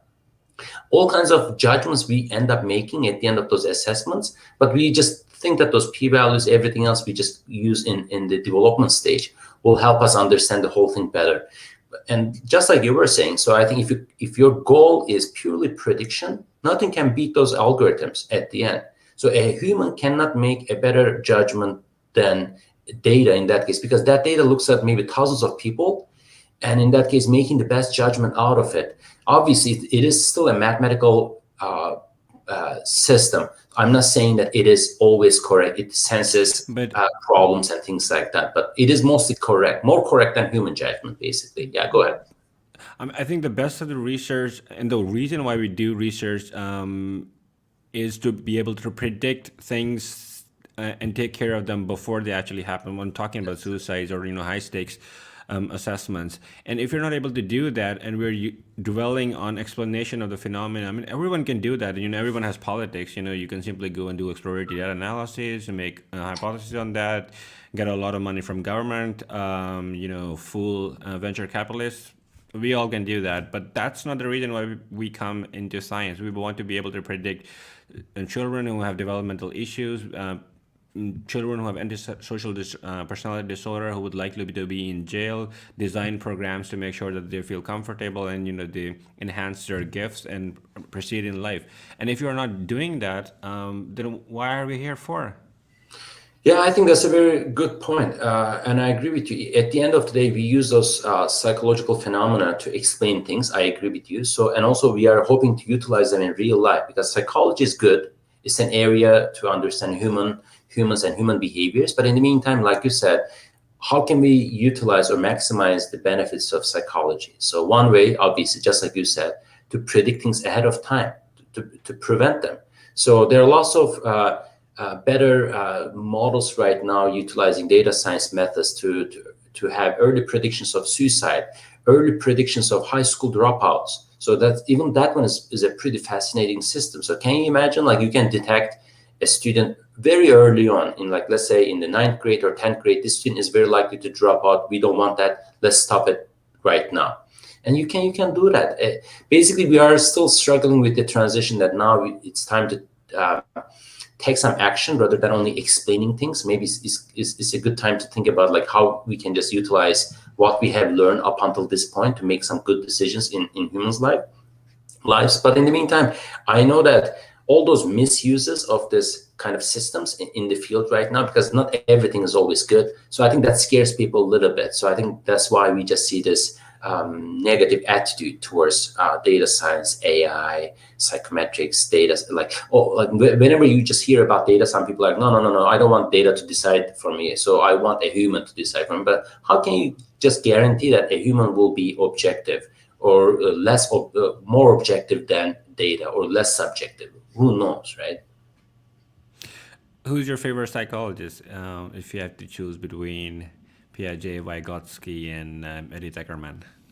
So I think I would say probably Vygotsky, because my undergrad was about Vygotsky, like how he just applies. Oh, you're biased then. Yeah, I am biased probably. But in the meantime, all this like constructivism and things like that, they were the essence of our undergrad training. We just said, now we are moving from like behaviorism. It's all about constructivism. You just, as a teacher, you just put yourself, you just take yourself outside of the center of the classroom, put the students in the middle, so let them just develop the information. And right now, after like 20, 30 years, we are still in the same position, right? We are still hoping to create the same type of education for teachers. Like teachers will guide students, students will learn about things rather than teachers are reinforcing their learning and things like that. So all those behaviorism is disappearing after like 2 decades or 3 decades or so, yeah. We talked a lot about the education system, academics, developing tests, intelligence. Let's get to where we can actually make contribution. What do you think about homeschooling? Oh wow, that's an interesting topic. That's actually one of the reasons that I just recently proposed that project. So before the pandemic, obviously the homeschooling in Alberta is getting kind of popular, so that was catching my attention. So there are lots of parents who want to just educate their kids at home. So for social reasons, for religious reasons, for their personal reasons, they don't want to send their kids to school. I personally believe in the benefits of school because the kids are really socializing with others. And right now we are seeing the negative impacts of like having kids in Zoom or online environments, not really just meeting with each other, talking to each other, socializing with each other. But in the meantime, I see that that's a personal choice. Like parents are able to make those decisions for their kids. So that's why recently I just said maybe we can start creating applications that will help parents to customize their kids or tailor their kids' education at home. Because obviously homeschooling is a big decision. Then you will definitely take a big responsibility. So now you are supposed to guide your kid as much as possible at home. And if you don't have the teaching background, like those pedagogical information, it's going to be hard. So it's not easy to sit down with your kid and train that kid or help that kid like, understand the content. So in that case, I think we will still rely on technology in the next couple of years for sure. So that's why I don't know if we will see. I haven't heard from the funding agency yet, but the fingers crossed. We are hoping to create applications that parents can use with their kids to help kids basically learn reading better. So because reading is the essence of success, especially in elementary school. If you don't read well, you don't learn mathematics, you don't learn science, you don't learn other things, history, social studies, and everything else. So that's why we are hoping to create applications that could be used with homeschooling, basically. If you're at home because of the pandemic, or if you chose homeschooling intentionally, so you can get these tools to your kid. In that case, the kids can benefit from technology to learn better. And I think that's the biggest part of it, or hardest part of it, because literally by choosing homeschooling, you are customizing your kids' education. You are creating obviously you are following the curriculum of your province, your country, your state in that case. But in the meantime, you still have the full freedom in whichever way you will deliver that content to your kid, or your kid will learn about that content. So I think that's why we will have to bring some kind of fairness and equality to that process, because not every parent is highly proficient in that case. So we cannot go ahead and start training parents, obviously. So we need some tools that parents and kids can use at home to enhance the effectiveness of homeschooling. And again, I don't know how long this pandemic will go on and things like that, but even right now, if we had systems like this, probably our kids would be doing much better than they are right now, because everything that we use in schools, they are kind of like one size fit all type of approach. So like all the kids get the same material, same content in the same way, same homework assignments. Everything is fixed. So we hope that all those things will fit and meet their needs eventually. But like kids are so unique, they are so different. So in that case, I appreciate those parents' courage in taking the decision to go ahead and do homeschooling. But in the meantime, like I said, as a person who grew up in an environment where schooling was always like better than or more famous than homeschooling, I still believe in the benefits of schooling. But in the meantime, I can say that if we can benefit from the technology, we can reduce the burden and the pressure on teachers, the schools, and everything else, and start maybe balancing it out in a way that you can learn anywhere. Like you can learn at home, you can learn at school. It's almost like free of location, right? So you can learn it outside, you can learn it when you are just working in your own room, when you are working with your parents in the classroom. And I think we are going towards that direction. The learning process is becoming more universal, more broad. So in that case, it's not like specific to school, it's not specific to parents, it's not specific to your study room. So it's going to be like you can learn anything, anywhere, anytime type of approach. And I think so that's going to be the best way to combine all of those approaches without creating a controversy, basically. So yeah. I think you are muted, Minaj. So yeah. I think the role of academics in learning is decreasing day by day, with companies like Google and Facebook and Microsoft abolishing requirements for degree to join these companies. A lot of people have enrolled in courses and taught themselves and joined these companies. Elon Musk has recently said that he would hire people without having degrees if they have enough experiences. And in the end, bottom line is you're able to perform. And if you're passionate about your topic and you want to do something and you want to make difference, that's all that counts. And I don't believe our educational system and assessments currently deliver that. And in my brief experience, and you might have a different experience, I've noticed that a child's personality is not a finished business until you do it properly. Because if you don't do it in school, they're years later they're going to come back and meet you in a clinical setting, and you don't want to do that. You are someone who took the difficult path. You found something in your early ages that you didn't like, and you're doing something about it through your work, through your writings. And if we broaden this landscape of how people who have fallen through the cracks of educational psychology and have to pay for that, they go through normal path where they do things for people to make them happy, and they never think about that. And there's a huge trend, at least in the Western world. If you read the books like The Monk Who Sold His Ferrari, a fable about fulfilling your dreams and reaching your destiny. It's a very famous book by Robin Sharma. And I was just wondering, there's a whole trend of people getting disillusioned by their corporate jobs and rich lifestyles, and going to Indian ashrams and Nepalese, Tibetan, Buddhist monasteries, and finding some kind of peace. And there's a whole tourism built around that, which we could call it spiritual tourism.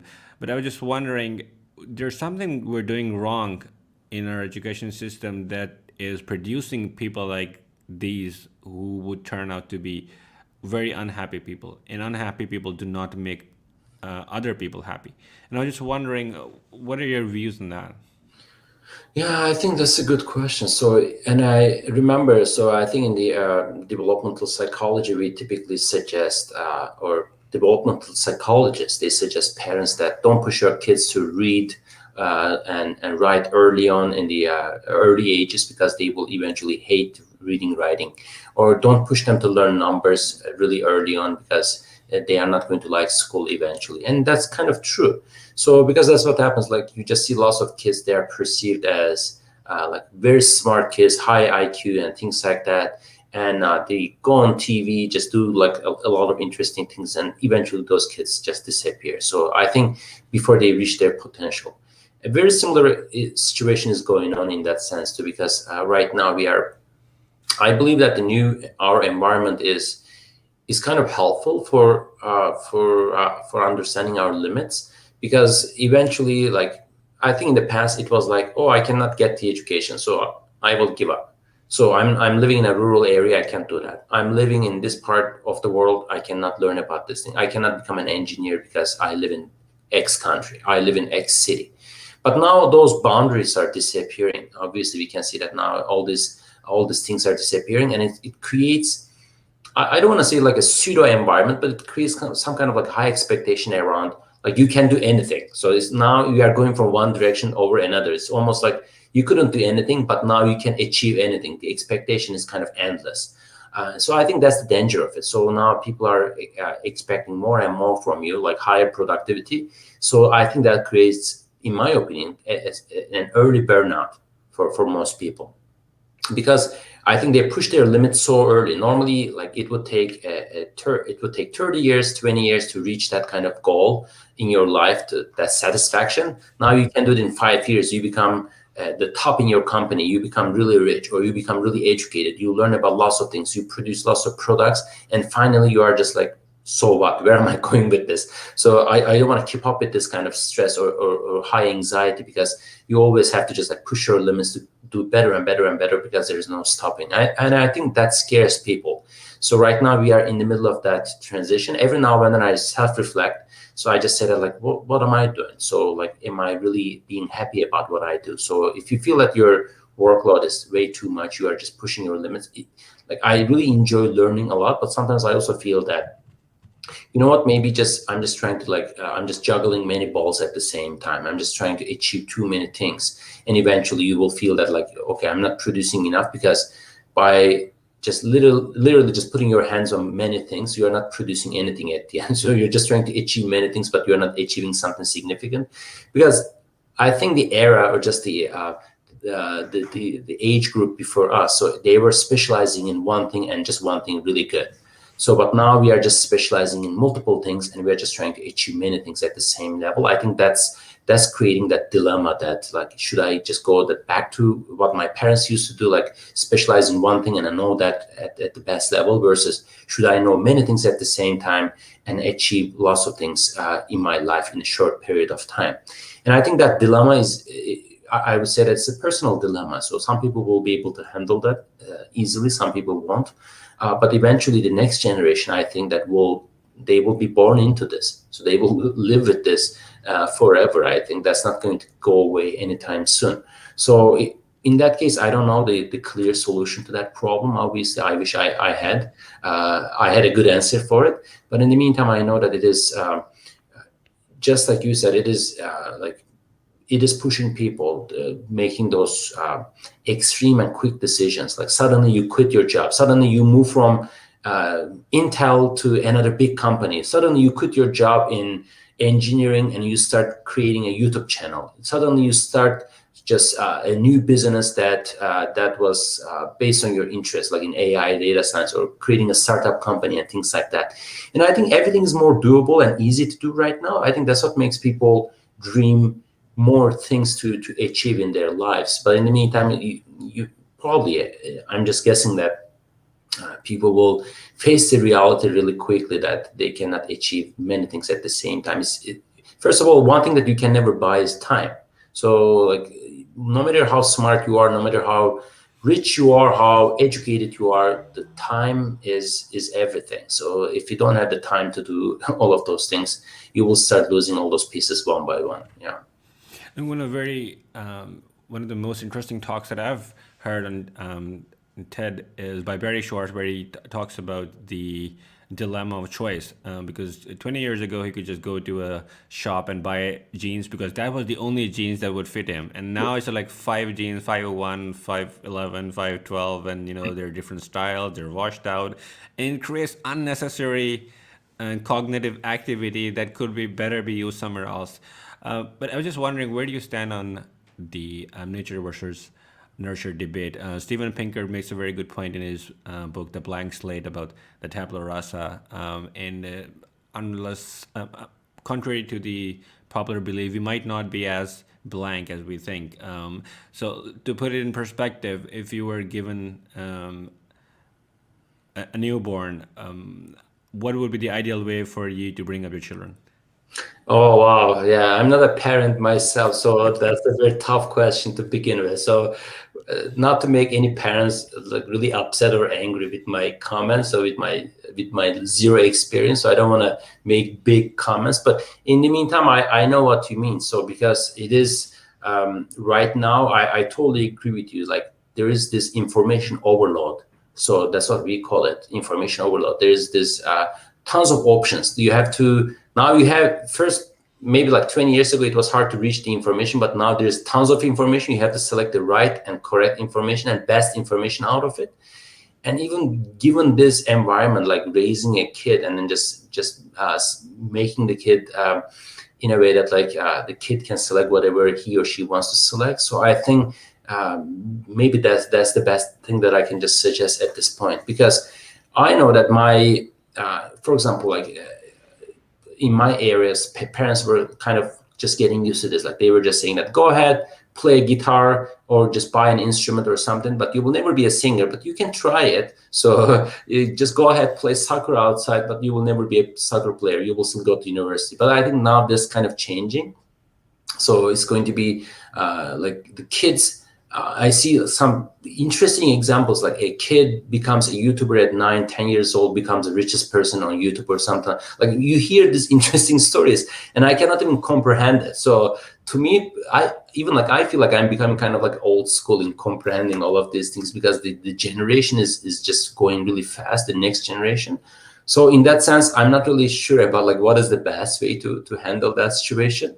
But in the meantime, I can see that they will kind of go beyond their parents for sure. I think that today's parents will be okay. Maybe the next generation parents will even do better at it. So because right now, like if I had a kid, so I don't know like how to approach that moment with all this information, all the opportunities. Like I cannot select the best one out of it myself. Like how can explain that to my kid to like, hey, you should just do this, or you have 10 choices, which one do you want? And the kid will be like, I don't know. So, but I think we are getting there. So we are just creating this new version of human that will be able to deal with this information overload better than we can right now. In psychometric theory, there are only two paths to take: either the nomothetic approach or the more explanative one, where you could match one person based on their scores with the rest of the population and the age group, and you correct them, or you make a personality portrait of that, where you note down their personality, their experience, their medical history, and everything else. And out of this plethora of information, some of the tests do not even make sense, and there's a lot of criticisms about them, and they get a bad rap to the whole, gives a bad rap to the whole field. And some of them are Rorschach test and the ink blot test, and I was just wondering, where do you stand on that? Yeah, so like I said, I'm not a trained psychologist, but I typically use that one in my measurement classes when I start explaining validity and reliability to my students.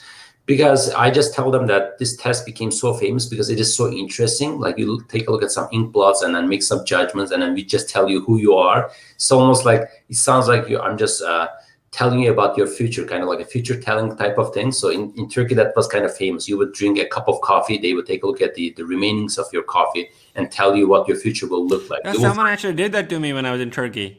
He did. So yeah, that's a cliche. So Come on. I knew that they would do that anyway. So I think that's how it was. Some people started perceiving that test in the same way, like, hey, can you really tell about my future by looking at these images or how I see those? And I think the subjectivity at that time, psychologists started questioning those tests because of their subjectivity. Because you take a look at that image and you just said, I see life, I see butterflies, I see hope, and the other person says, I see death, I see killings, or these kind of things. Am I saying the truth, or am I really explaining my views clearly? So the same thing goes to like surveys and things like that. When I say I strongly agree or disagree, am I saying the truth? Like, am I being really honest with that? So and I think that was the biggest criticism at that time. So, and I know that they created something called comprehensive scoring system or something in that way to get it standardized in some way, so that it became a little bit more acceptable later in the history. But when it first came out, people really liked it because it's a new idea. But in the meantime, you're like, how can you take a look at this ink blots and make sense of this weird images, like about your personality, your life, who you are, your clinical traits and things like that? Because those are important things, right? They are not necessarily fortune telling. They are not giving you some garbage like fake stories about what's going to happen, which wife or husband you will find in the future, are you going to get rich or not. So it's all about like, you are suicidal, you are this, you are that.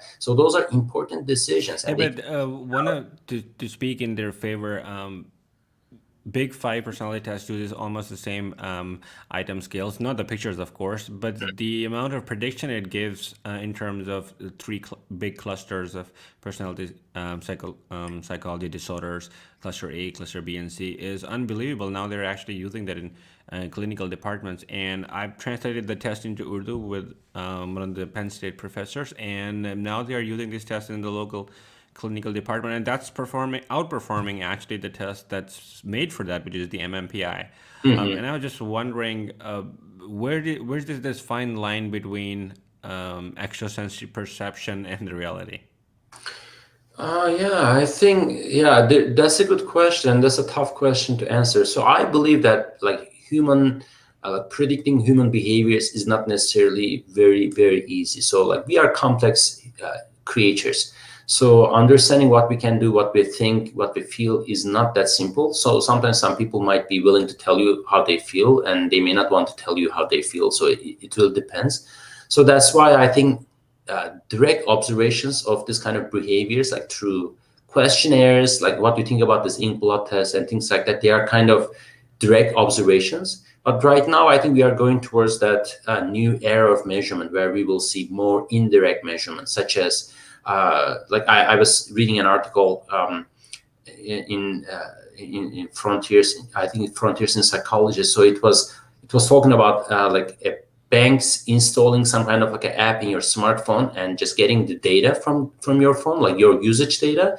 And just from your usage data, it tells them about like how frequently you use your phone during the working hours and things like that. And they try to determine whether you would pay your loan back or not. So, and they realized that was even more predictive than their test that they would give people at the financial institutions, like your financial well-being, your understanding of your finance, your credit score, and things like that. Because I think there are some indirect human behaviors that they can give you better ideas about like who you are, what you can do, what you're inclined to do at the end, than just saying that, yes, I agree, strongly disagree with this kind of statements. So now I think we are going towards that direction, like reality, what we think. So that's why I think the data science component will be nice, because pulling up all the data, obviously the example that I shared may look like a controversial one to people, because they may say like, why am I giving you my smartphone? Why am I giving you my data? All these privacy issues. But in the meantime, from the prediction point of view, as you can see, like using some kind of survey or some kind of like, hey, I'm really good at finance, I promise that I will pay my loan back to you, versus what your phones tells the bank about like who you are. So it's kind of fascinating that now we are kind of validating all these human responses through additional data that you didn't want to give away, but your behaviors, your postings on Facebook, your opinions and other things, they give you away in one way or another. I think it's not a new research. I shared this paper by some of the professors at Cambridge and Stanford, where they would be able to predict you better than your coworker if you had 150 likes on Facebook, better than your spouse if it was 300, and better than yourself if it's 500 likes. And I was just wondering, why would people still think that they're not as predictable as they are? Because human beings certainly have a pattern of doing things, and that's very valuable in terms of prediction. Not in the bad sense that people are snooping on you or there's a privacy concern, but think of people who actually do need that predictive help in terms of behavior, suicidal tendencies, cutting up, and other sort of things. Because if we were to deny and shut down this research, what's the alternative? Which is neuroscience, and it is terrible for predicting anything. I mean, you can do brain scans, fMRIs, you can do electrophysiology in controlling the impulses. Then we have psilocybin that's supposedly good for depression. But then if it's not predicting anything, then what's the purpose? Yeah, I think that's a good example. And I think at the end, I think what you said is quite fascinating, because even us, like we cannot make a good judgment about like who we are, what we can do, because we are not keeping track of like what we did in the past, what we are doing right now, and what are we likely to do in the futures, right? So it's pretty much like you just live the moment, and that's pretty much it. And maybe you have a good memory of what you did in the past. You are just reflecting on it. So that's a different type of personality. But in most times, I would say that people are not necessarily reflecting on what they learned, so they just move on. So the life is going really fast, and all those behaviors, like your records or your traces in life, so they are giving you away. So who you are, what you can do next, what is your next move, which is kind of scary. And I think people don't want to accept that because it sounds really scary. Just think about it. You think that as humans, we are so unpredictable. We can do whatever we want. We have the pure freedom. But saying that somebody can predict what your next step is, it gives you that invisible prison in that case. So now that means that you cannot go beyond your own belief system. So you cannot go against what you've been doing so far. So it gives you a sense that now you are stuck in this kind of behavior box. So you have to behave in a certain way because this is who you are. So I think that's what scares people off. And then it definitely scares me too, to be honest. Like I think about it from every now and then, like all those things that give us away. So the data that they are collecting. So I remember there was this nice documentary about how Cambridge Analytica in England just predicted the Brexit and things like that, helped like so many other political campaigns around the world. So how they manipulated people's opinions on Facebook and things like that. So it's really scary. So like you can see how easily people take that kind of power out of the way and start using it for making big impacts on people's lives, basically real people. And I think that's why I see the dilemma, like what is reality, what is fake. So what should we believe in? Should we believe in what we see, what we hear, or should we just believe in our own intuitions or beliefs or our own moral systems and things like that? So and I think that dilemma will not go away anytime soon. On a funny note, I just remember how cultural narratives and poems and poetry actually is so accurate in terms of what human beings are capable of. So if you remember those childhood poems like baby, baby, yes, mama, eating sugar, no, mama. I mean, how are mothers actually able to predict that, he must have eaten sugar or he's done something wrong and, now he's away, so he must have, been in something that's questionable. I mean, if human being can do it to their parents, but why cannot they do it to other people also? Because in general, children share a lot of characteristics. So it's not as magical as it sounds, is it? Yeah, I think so too. Now we are probably noticing that, and we were just ignoring those indicators in the past. Now we have good records of those behaviors. I think that's what makes it kind of scary, because now people start creating an Instagram page for their kid before they are born. And you start collecting pictures of your kid from the first day that they are born and all kinds of behavior. So you know what's going on, and we have the records of that one. Plus our own intuitions, like you said, like a genetic, kind of our genetic algorithms, our genetic roots. So they also help us understand certain things better. So obviously it's not only like things that we learn, but the things that we are born with. So in that case, I think it is the combination of the two. But now we are coming to an era that all those human indicators, again, like all those behaviors and things like that, are being recorded literally. So and they can be used for making changes, making decisions, and all kinds of other things. So you also worked in American Institute of Research, and you are one of the person who deeply understand computer-assisted testing. And there's been a lot of criticism on standardized testing, like SAT and GMAT and GREs and TOEFL and other tests that adapt themselves to the ability of respondents. And I was just wondering, do you really see a technical flaw or a methodological issue in the construction of those tests? Or it's simply people are against that, at least in U.S. universities, because 80% of the students who are getting to Ivy Leagues, if you were to only calculate the SAT or GMAT scores, they're Asians. And anything, they're not good at, they're kind of walking there, bypassing that. Do you think it's a political issue, or do you think it's a methodological issue? So I think it's not the methodology itself, but it is all about how the information is being used. I think it's a validity issue. So at the end of the day, the instruments could be good instruments, but they could be misused. So it's almost like you are going to a driver's license examination center, you are writing the exam, you pass the test, we can give you a driver's license, but the person, like after you pass the test, goes and then says, like, congratulations, you can be a pilot right now. You're like, but this was a driver's license examination, not a pilot test. Or congratulations, you can be a racing driver. You're like, no, I can only drive. I can barely drive. I cannot race at all. I think that's how it is. So we need a more holistic approach to assessment that way, like relying on one thing only. So it's always tricky. So I remember that I suffered from the same thing as I was growing up. So one test, it is the only indicator of success.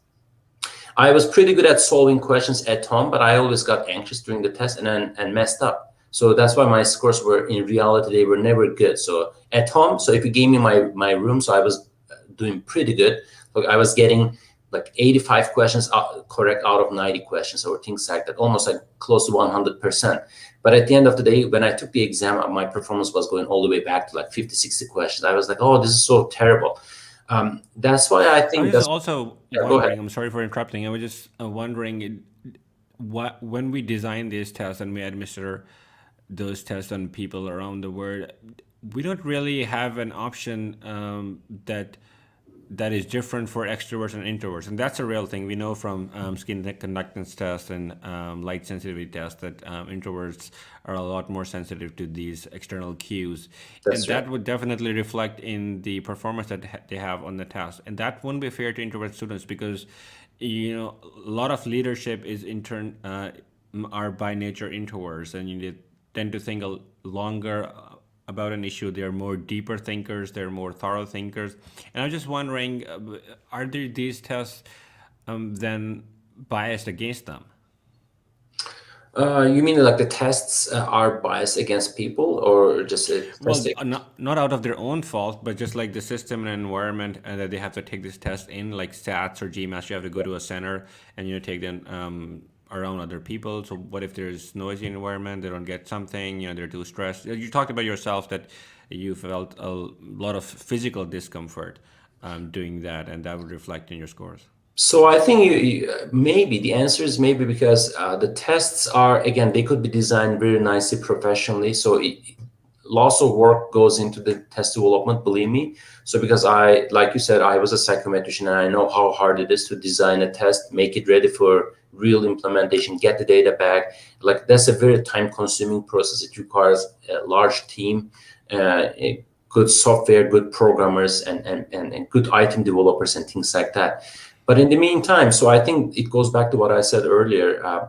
We need a more holistic review of people, meaning that if you only rely on tests, if you only rely on recommendation letters, if you only rely on CV, so you will always make a subjective judgment on people, like bias maybe. So in that case, I think, yes, these two students are, they did equally well, or this X student did maybe relatively lower than the other student, but look at the other assets of that student. Let's take a look at the other personality characteristics, what that student really achieved in life up until that moment. Maybe they did some extra work, they maybe volunteered in other places. So do you know what I mean? So if you only take students, I think that's the like teaching for testing. So that's exactly the name for it. So then people just only learn things just to solve some test items. So that's the biggest danger of it. In that case, you get lots of people. I remember, so that was the biggest criticism in Turkey in engineering programs. All those students who were accepted to college, so they were pretty good in solving math questions, but when they faced like mathematical problems, engineering problems, they were struggling because they never came across those real life problems. So they were always solving things on the paper, and only like problems that have multiple choice options and things like that. I think that is creating some kind of bias. I agree with that. So because in that case, if you're only good at in certain ways, like introvert or extrovert, then you are more likely to choose that path. And in fact, there are some studies in that direction. So there's sometimes some of them are gender based. So like, do females really choose STEM fields or not, and things like that. And I see the bias. Like I think the ideas of like going ahead and supporting one gender, one group, or one type of personality towards one job is always a poor decision. So I think that's what we need in psychometrics, like equality, equity, and fairness, all three things together, not like one of them, but all three of them. Yeah, but that's a very good question. You talked about STEM fields and gender, and I was just wondering, there's a lot of political heated debate around that, which is notwithstanding science, because if you look at the promotion and funding towards women in STEM field, it's huge. And even after that, women are leaving STEM fields faster than they're joining. And that also contributes to the wage gap myth, because women tend to participate in programs and professions that are less paying. So there's no built-in bias there. But then if there's no scientific evidence for that, why do we still have this narrative? So I think there is not like a intentional bias, but there is bias. So once we look at the numbers, once we just see the statistics, we see that bias clearly. But when you ask people like, do you discriminate against women? So why do we have fewer female students, or like, let's say, female employees that are earning less money than their male counterparts? Nobody can explain it, but I think that's how the system was set up. So like it was biased from the beginning because of the maybe the extension of that cultural setting or era or just the time, it is going that way. It's like whatever people are getting used to, I think it becomes a norm. So whether it's wrong or right, so it becomes a norm. It keeps going like this, and now we consider that as bias. But at that time, maybe they thought, of course, like women are supposed to sit at home and men are supposed to work in engineering or whatever. But now people just see that it's a nonsense. So like there's nothing about gender that makes you better or worse in engineering. Maybe it is the other way around. So now people are realizing that what they did like 40, 50 years ago, it was biased, but now it's so hard to change the norms. Do you know what I mean? So after like several decades of this one-sided view, so now it's hard to just change it, and people just say that yes, we are fair, we are not biased, but when it comes to changing the system, people are not willing to do that. Either including people from different racial groups, either people including from different gender groups and things like that. So it's not that easy in real life because of those things. I think the cultural norms are in front of the assessment practices, the expectations and things like that. It's not about the instrument itself. Again, it is not the assessment itself. It is how it is used. It is the people. It is us. I think that's what we touched upon earlier today. But then, what's a good way to fix those injustices? Because apparently, I haven't come across a paper which can logically establish the fact that wage gap is real. Because there are feminist writers who have worked on that and agree that women tend to earn less because they're choosing fields that are not paying as much as the other fields that men are generally joining. On top of that, they tend to take longer holidays. They tend to prefer personal lives over their careers, which I believe that's a very smart choice to have. So, and sometimes it gets really out of hand. I'm not a big fan of this called Sam Harris and Douglas Murray and Brett Weinstein, but they have a point. The guy was actually attacked by university students at Evergreen. I don't know if you're familiar with that. And that's on camera. And I don't think a culture where students are so empowered, I mean, that's not going to ever happen in Turkey and Pakistan, where they would just go out and corner a professor and use violence. Do you know what I mean? It's just like, where's the balance there? Yeah, I think that's a tough question. So in Eastern cultures where there's a hierarchical system, you would never go against your instructor. You would, for example, like you would never call them by their first names and things like that. So it's, to me, I remember it took me several years before I started calling my advisor with his first name. So because I wasn't used to it. But in the meantime, so I think it is kind of fascinating that kind of also surprising too. So in certain cultures, yes, there's this hierarchical systems and other stuff. And in other Western cultures, we see that it is there's more gender equity and things like that, at least on the surface. But then we start seeing that actually those are the places where we see the largest gaps in wages and in the way that people are treated and things like that. So you're right. So I think it's a complex problem that cannot be easily explained by a single predictor, in that case, either culture, country, language, gender, and things like that. But I think overall, all I can say that we need to be a little bit more open-minded.